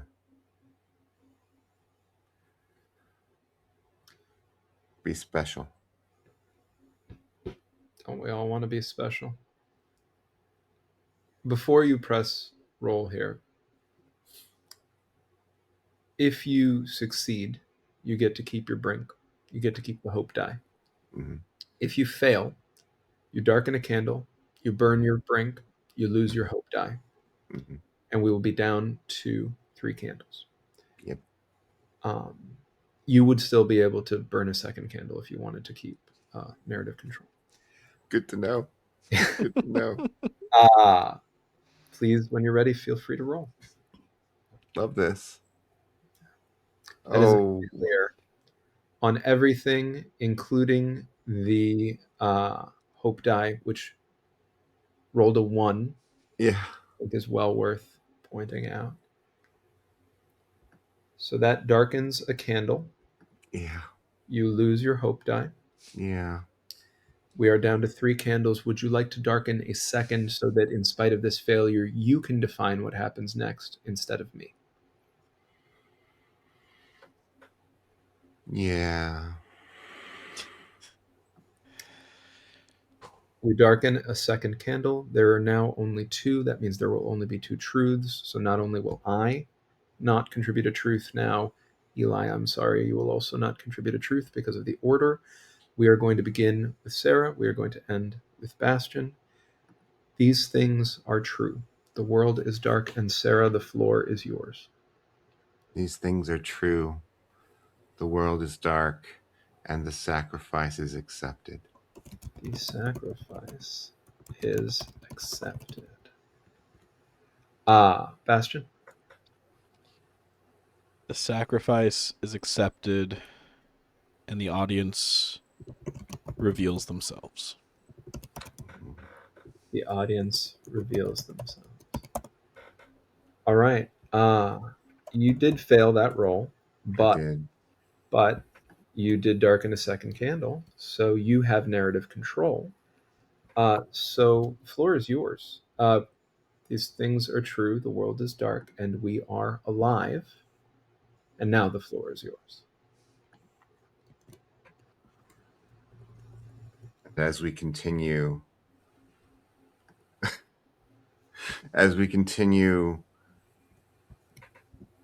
down this river, this horrible river, we look ahead, and something is reaching out for us, reaching out for our hearts, for our stories, for the things that make us who we are. And we see it for what it is.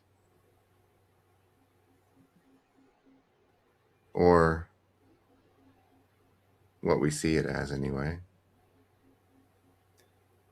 What does Aurora see it as? Aurora sees colors that she has never seen. She sees a canvas that she can paint on forever, and ideas that will never end. She sees an end to her, but in a way that she deeply desires. She hears her mother's voice, twisted in a hungry smile, say, "Accepted." And she is no longer on the boat. She finds herself alone in a hallway with large columns and a strange contraption at its end. Bright light. But she can still hear the other 2 in her mind. We'll pause for her there. Sarah, if you'd like, you can look at our chat to see where she finds herself. Well, absolutely. Pretty. Miluna. The boat lists against a barrier, a wall. What you all were rowing toward is a painting fresco. You don't know what style this is. It's something impermeable. You and Bastiano are on the boat alone, and you see the lifeless body of Aurora fall onto the boat, not fully catching in the boat, head listing off into the water. And as it hits the water, you see them grab onto her, arms upon arms upon arms. And it's not water anymore, it's bodies. And they drag her in. Aurora, what do they hear as you're pulled?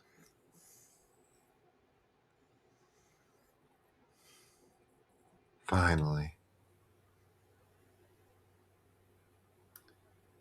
We are still coming back to you. Miluna, what do you do?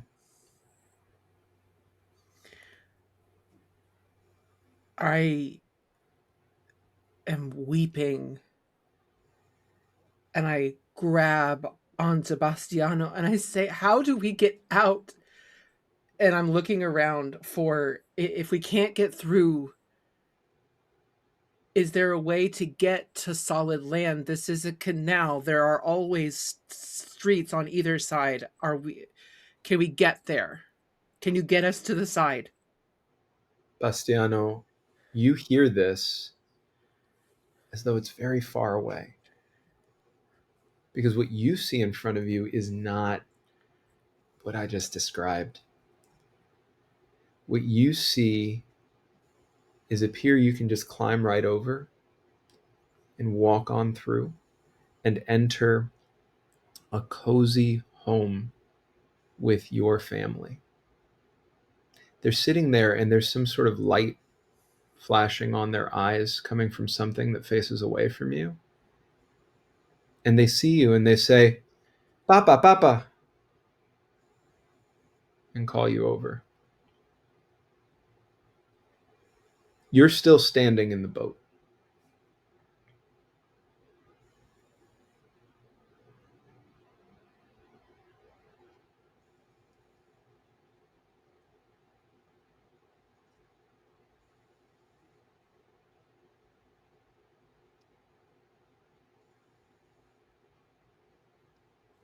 I want to look over to Aurora, who sounds so far away.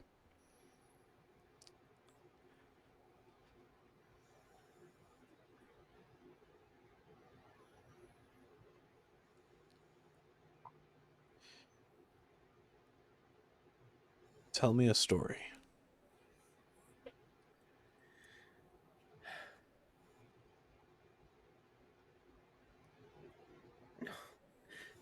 It's the deceiver. They want our stories. You said that. Do you remember anything?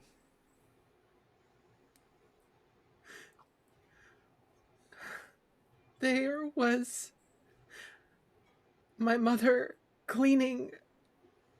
She was cleaning the sheets. And it was my older brother, and she told us a story of a cat prince who danced all day and felt no worries and no sorrow. Please don't go.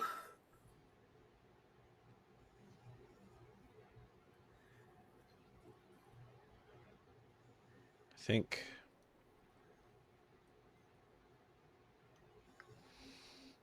I sit down on the edge of the gondola, the back of my family's heads in view as they look at whatever I can't see.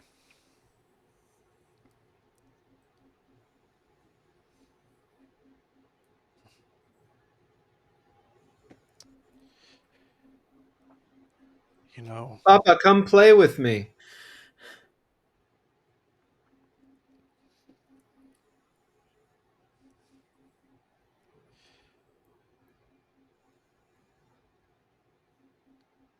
They want our stories. They want all of us. All of our stories. Till there's nothing left. Because that's all we are, right? Stories. A bundle of memories. One's not enough.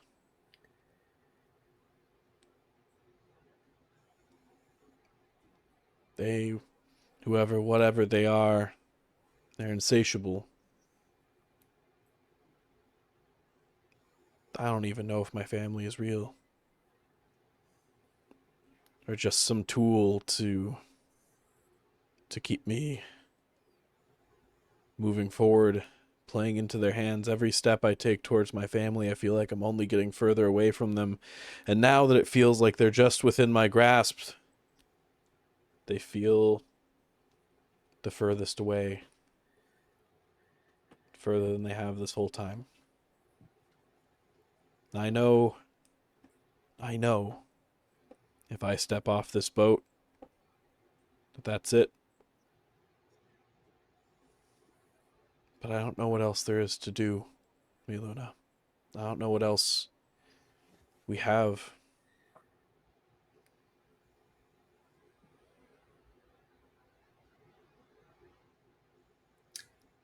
Miluna, the story that you spoke, as you're listening to Bastiano plead with you for guidance, solidarity, something you could offer him, you feel your mind drift. What was it you were talking about? You swear you just said something, and you look up and to the side, not where you landed over here, you see another painting of a cat dressed like a person, but it's flat. The lines are too perfect. It's too symmetrical. It's like it was put on there with no care, no soul, no. And you think to yourself, what was I talking about? And that memory is forever gone. That story is not yours. Bastiano, in this moment of crisis, your child reaches out a hand over the edge into the boat. And I would love for you to roll me 2d6 to see if you can resist taking it.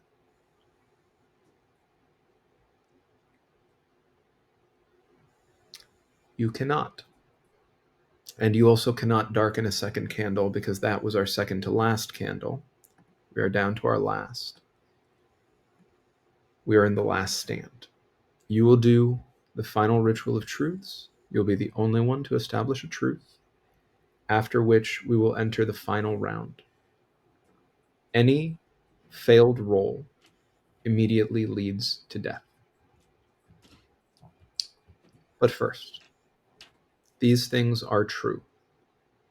The world is dark, and the floor is yours.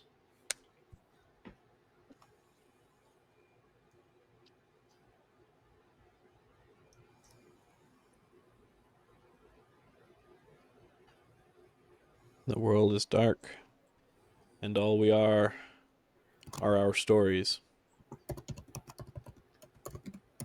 All we are our stories. These things are true. The world is dark, and we are alive.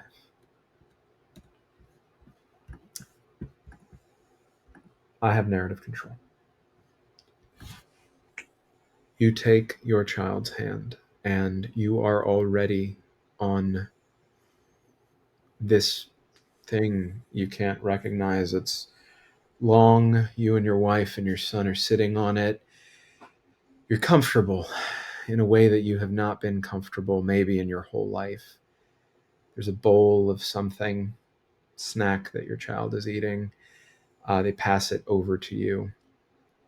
your mom, to your wife, to their mom. You look up at the flickering light that you could not see. It's a square. It has people in it. What do you see? What do I seek? See. What What do do I you see? see on the square with people on it? Yeah. I mean, I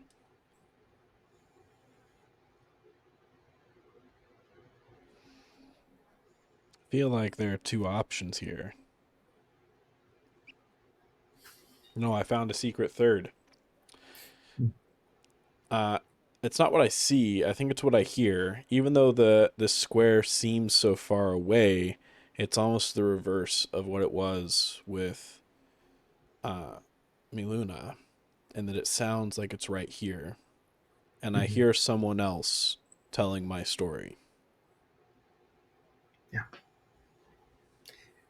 And what you see then, I would say, in complement to that, is highlights of your life, memories, the hardest, the most comforting, the most tender, the most intimate, those you'd never want anyone else to know, those you'd never want to forget.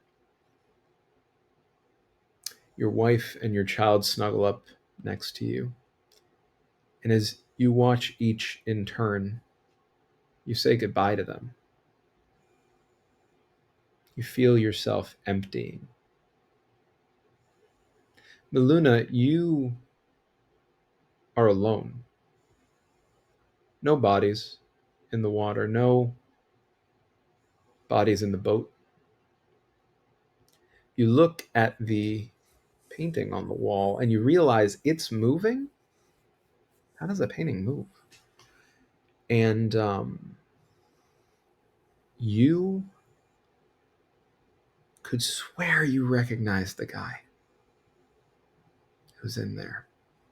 Just a guy and a woman and a kid, and they're just sitting on some kind of something together, sitting in front of a lamp or something. You don't know. And they look like they're having a good time. The guy looks like he's crying though. Why can't you place whoever this is? What do you do?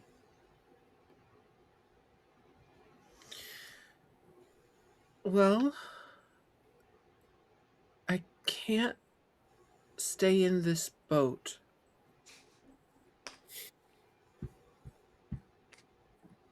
And that scares me. Whatever I'm seeing in front of me is too unsettling. It's too much like how I imagine what I imagine when the priest talks about the devil giving you visions and giving you dreams. Mm. It's too. So I look and I find the pole, the gondola's pole, and I pick it up, and it's unwieldy. I'm a slight girl, so I do struggle with it, but I try to push and scrape it and try to push so I can be against the side of the canal and try to crawl pull myself up in this garish awful fur coat, um pull myself up onto the street next to this strange empty canal. Before the plague, not to mention this, but before the plague, you were young. Did you like to be alone, or did you prefer to be with people? No, I was never alone. I was always with my brothers and sisters, and slowly but surely they left. I'm the youngest, and they would go off to service, work, or military, or the church, or something to be of use and to bring money home. So one day, when the last one had left, I felt a moment of loneliness before I realized that I could go too, and I went to work, and I was never alone again. So now I'm alone, and that's too quiet and too scary. Please roll me 1d6 to see if you are alone. I hate that roll. Boy. I'm alone. I got a 4. Oh no. Failed. I'm not You alone. Oh, God. go to move up and climb out, and you misplace your hand. And you fall back and you crack your neck to the side of the gondola. And as you fade, you see the face of the Dream Queen. Do you look into her eyes? I don't think I can avoid it. I think it is a tractor beam. In her eyes, you see spirals of color and darkness. And you feel every moment of your life, which constitutes the being you think of as you, pulled in to there. And you find yourself among the plague ridden bodies of Venice in a large crowd at the center of those eyes, with swirling lights and colorful skeletal visages dancing in circles above you like stars. What are the final thoughts of Miluna as the last of her stories are taken from her and she fades from existence? And what is the last memory that is taken from her to end her life? I think a feeling of calm sweeps over her as she looks at these lights and thinks that she was wrong. This could only be heaven. This beauty and color, and we're all here. Surely this must be heaven. And the last memory that is given to the queen is, I think, her first memory, which is being held in a warm, hand knitted blanket and being sung to sleep by her mother. And as that memory fades and the last of Miluna leaves this earth, that song travels across this crowd and is lost in the light. Thank you very much, Eli, for being at the table.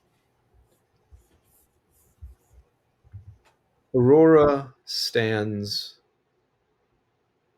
in an ornate hall. The columns to either side of her, impossibly vast, tiny at the feet of this giant, swirling mass of metal at the far end of the hall, that something inside of her says, and the voice right here echoes, "You can reach it."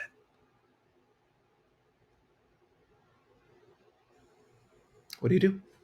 I think her feet are already moving before she knows it. I think she's running and she's shouting, "Do you think I don't understand?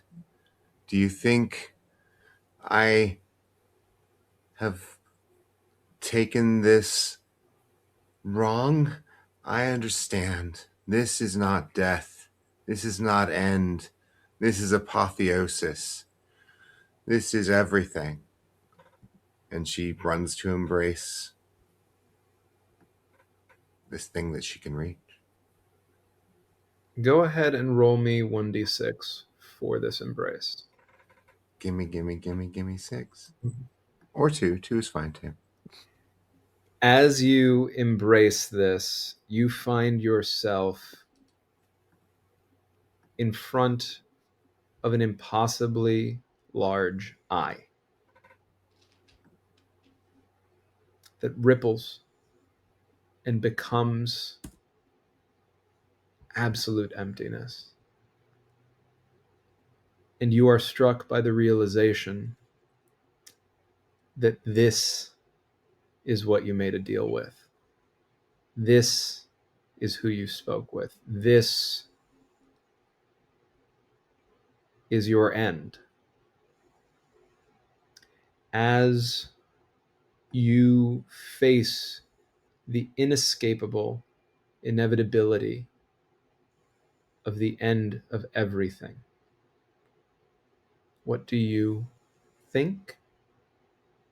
And as you deconstitute yourself, pulled apart by forces you cannot comprehend, what is the last memory you cling to before it is taken from you? I think the only thing that she thinks is, of course, it had to be like this. And then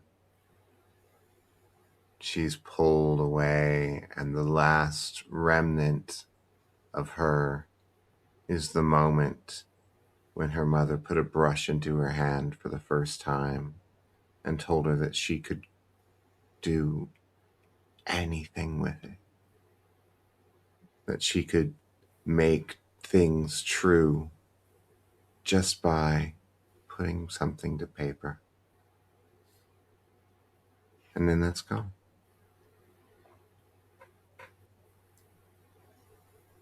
With that, the last light around you is pulled into the center of this gaping, hungry nothing.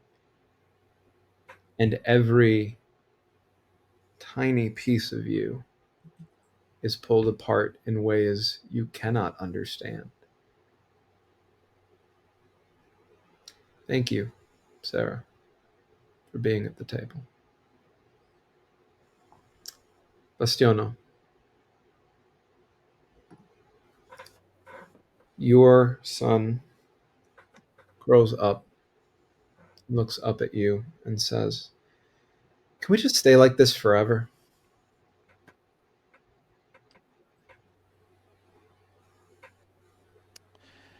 I think we can. You hear screams. They're far away. If your eyes flicker off the box with the people, you can see just past it the dead of Venice. You don't know if you can see. Who was it? There were two of them, weren't there? You mean my wife and son? No, they're right here.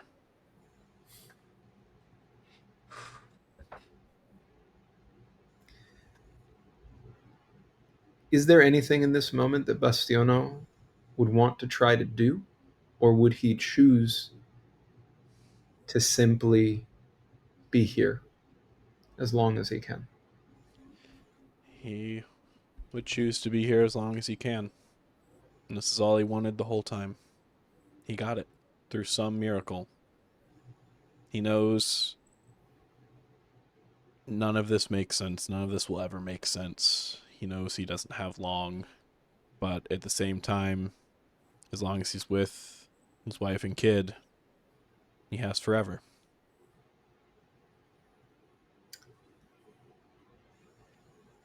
He holds, and he feels each memory they watch leave, and his son grows old next to him.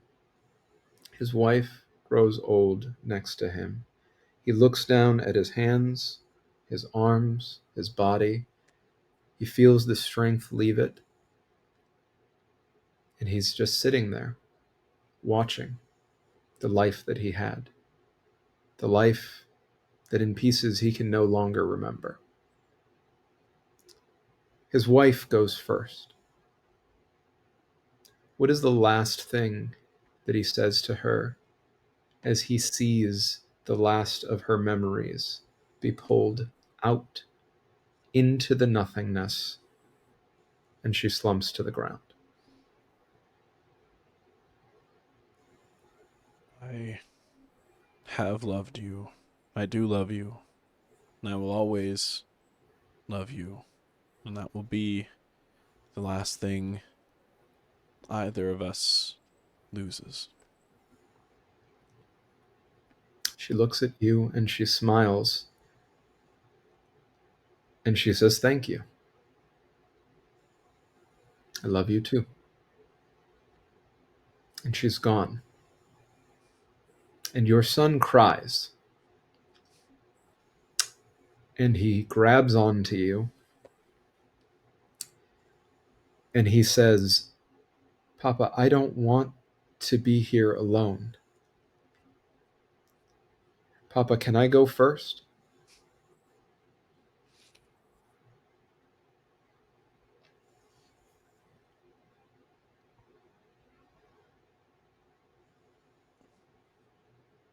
It's a difficult and confusing world. And not one I would want to go through alone.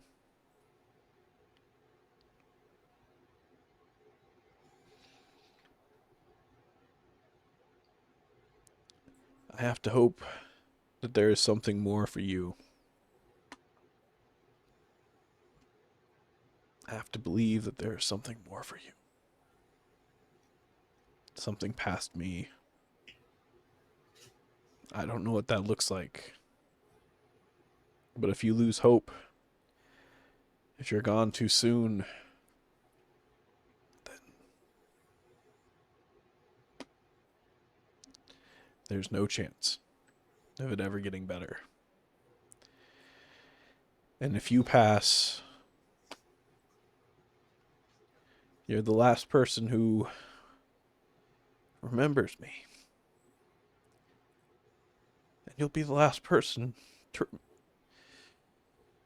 remember your mother. And I want those memories to last as long as they can. And I know it's not a fair thing to ask. It's the hardest thing for me to ask you to do. But can you do this for me? He grabs onto you and he holds you tight and he says, "Of course, Papa. Of course." And as you feel yourself start to fade in his arms, he says, "Papa, can you tell me a story?" Of course. I can't remember who I heard it from, but I remember a story about a cat who was also a prince.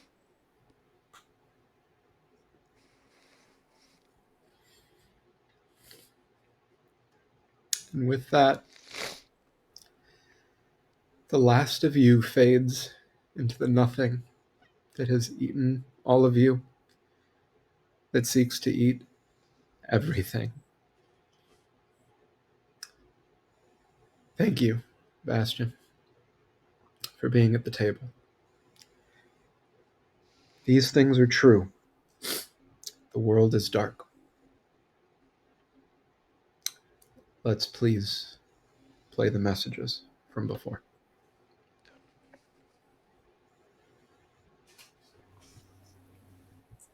The last work of Aurora Satori, To the woman who sat for my clumsy attempt at painting while I was still in the tutelage of Master Favaro and smiled at me there in the sunlight. I have never felt love's kiss before that day, nor since. To all who have supported and inspired, my wishes for a bright tomorrow, but I shall not see it. Good night. To my dearest Maria and Giacomo, I hope this letter finds you well. I hope I'm able to deliver it in person. I hope we all wake up from this. It's a bad dream, a nightmare, and I find myself sharing my bed with the two people I love most in this world, the two people I would give anything to see, to feel, to hear right now. All I can think about is Giacomo's sweet laughter and the smell of bread when I come home from work in the afternoons, waiting for me, my lovely wife.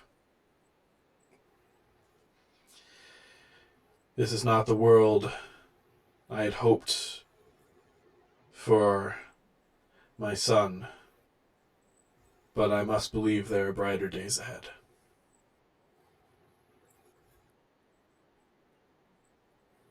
This is written by a priest, Don Giovanni. The last thoughts, the last hope of Miluna. The Lord is my shepherd, I shall not want. He makes me lie down in green pastures. He leads me beside still waters. He restores my soul.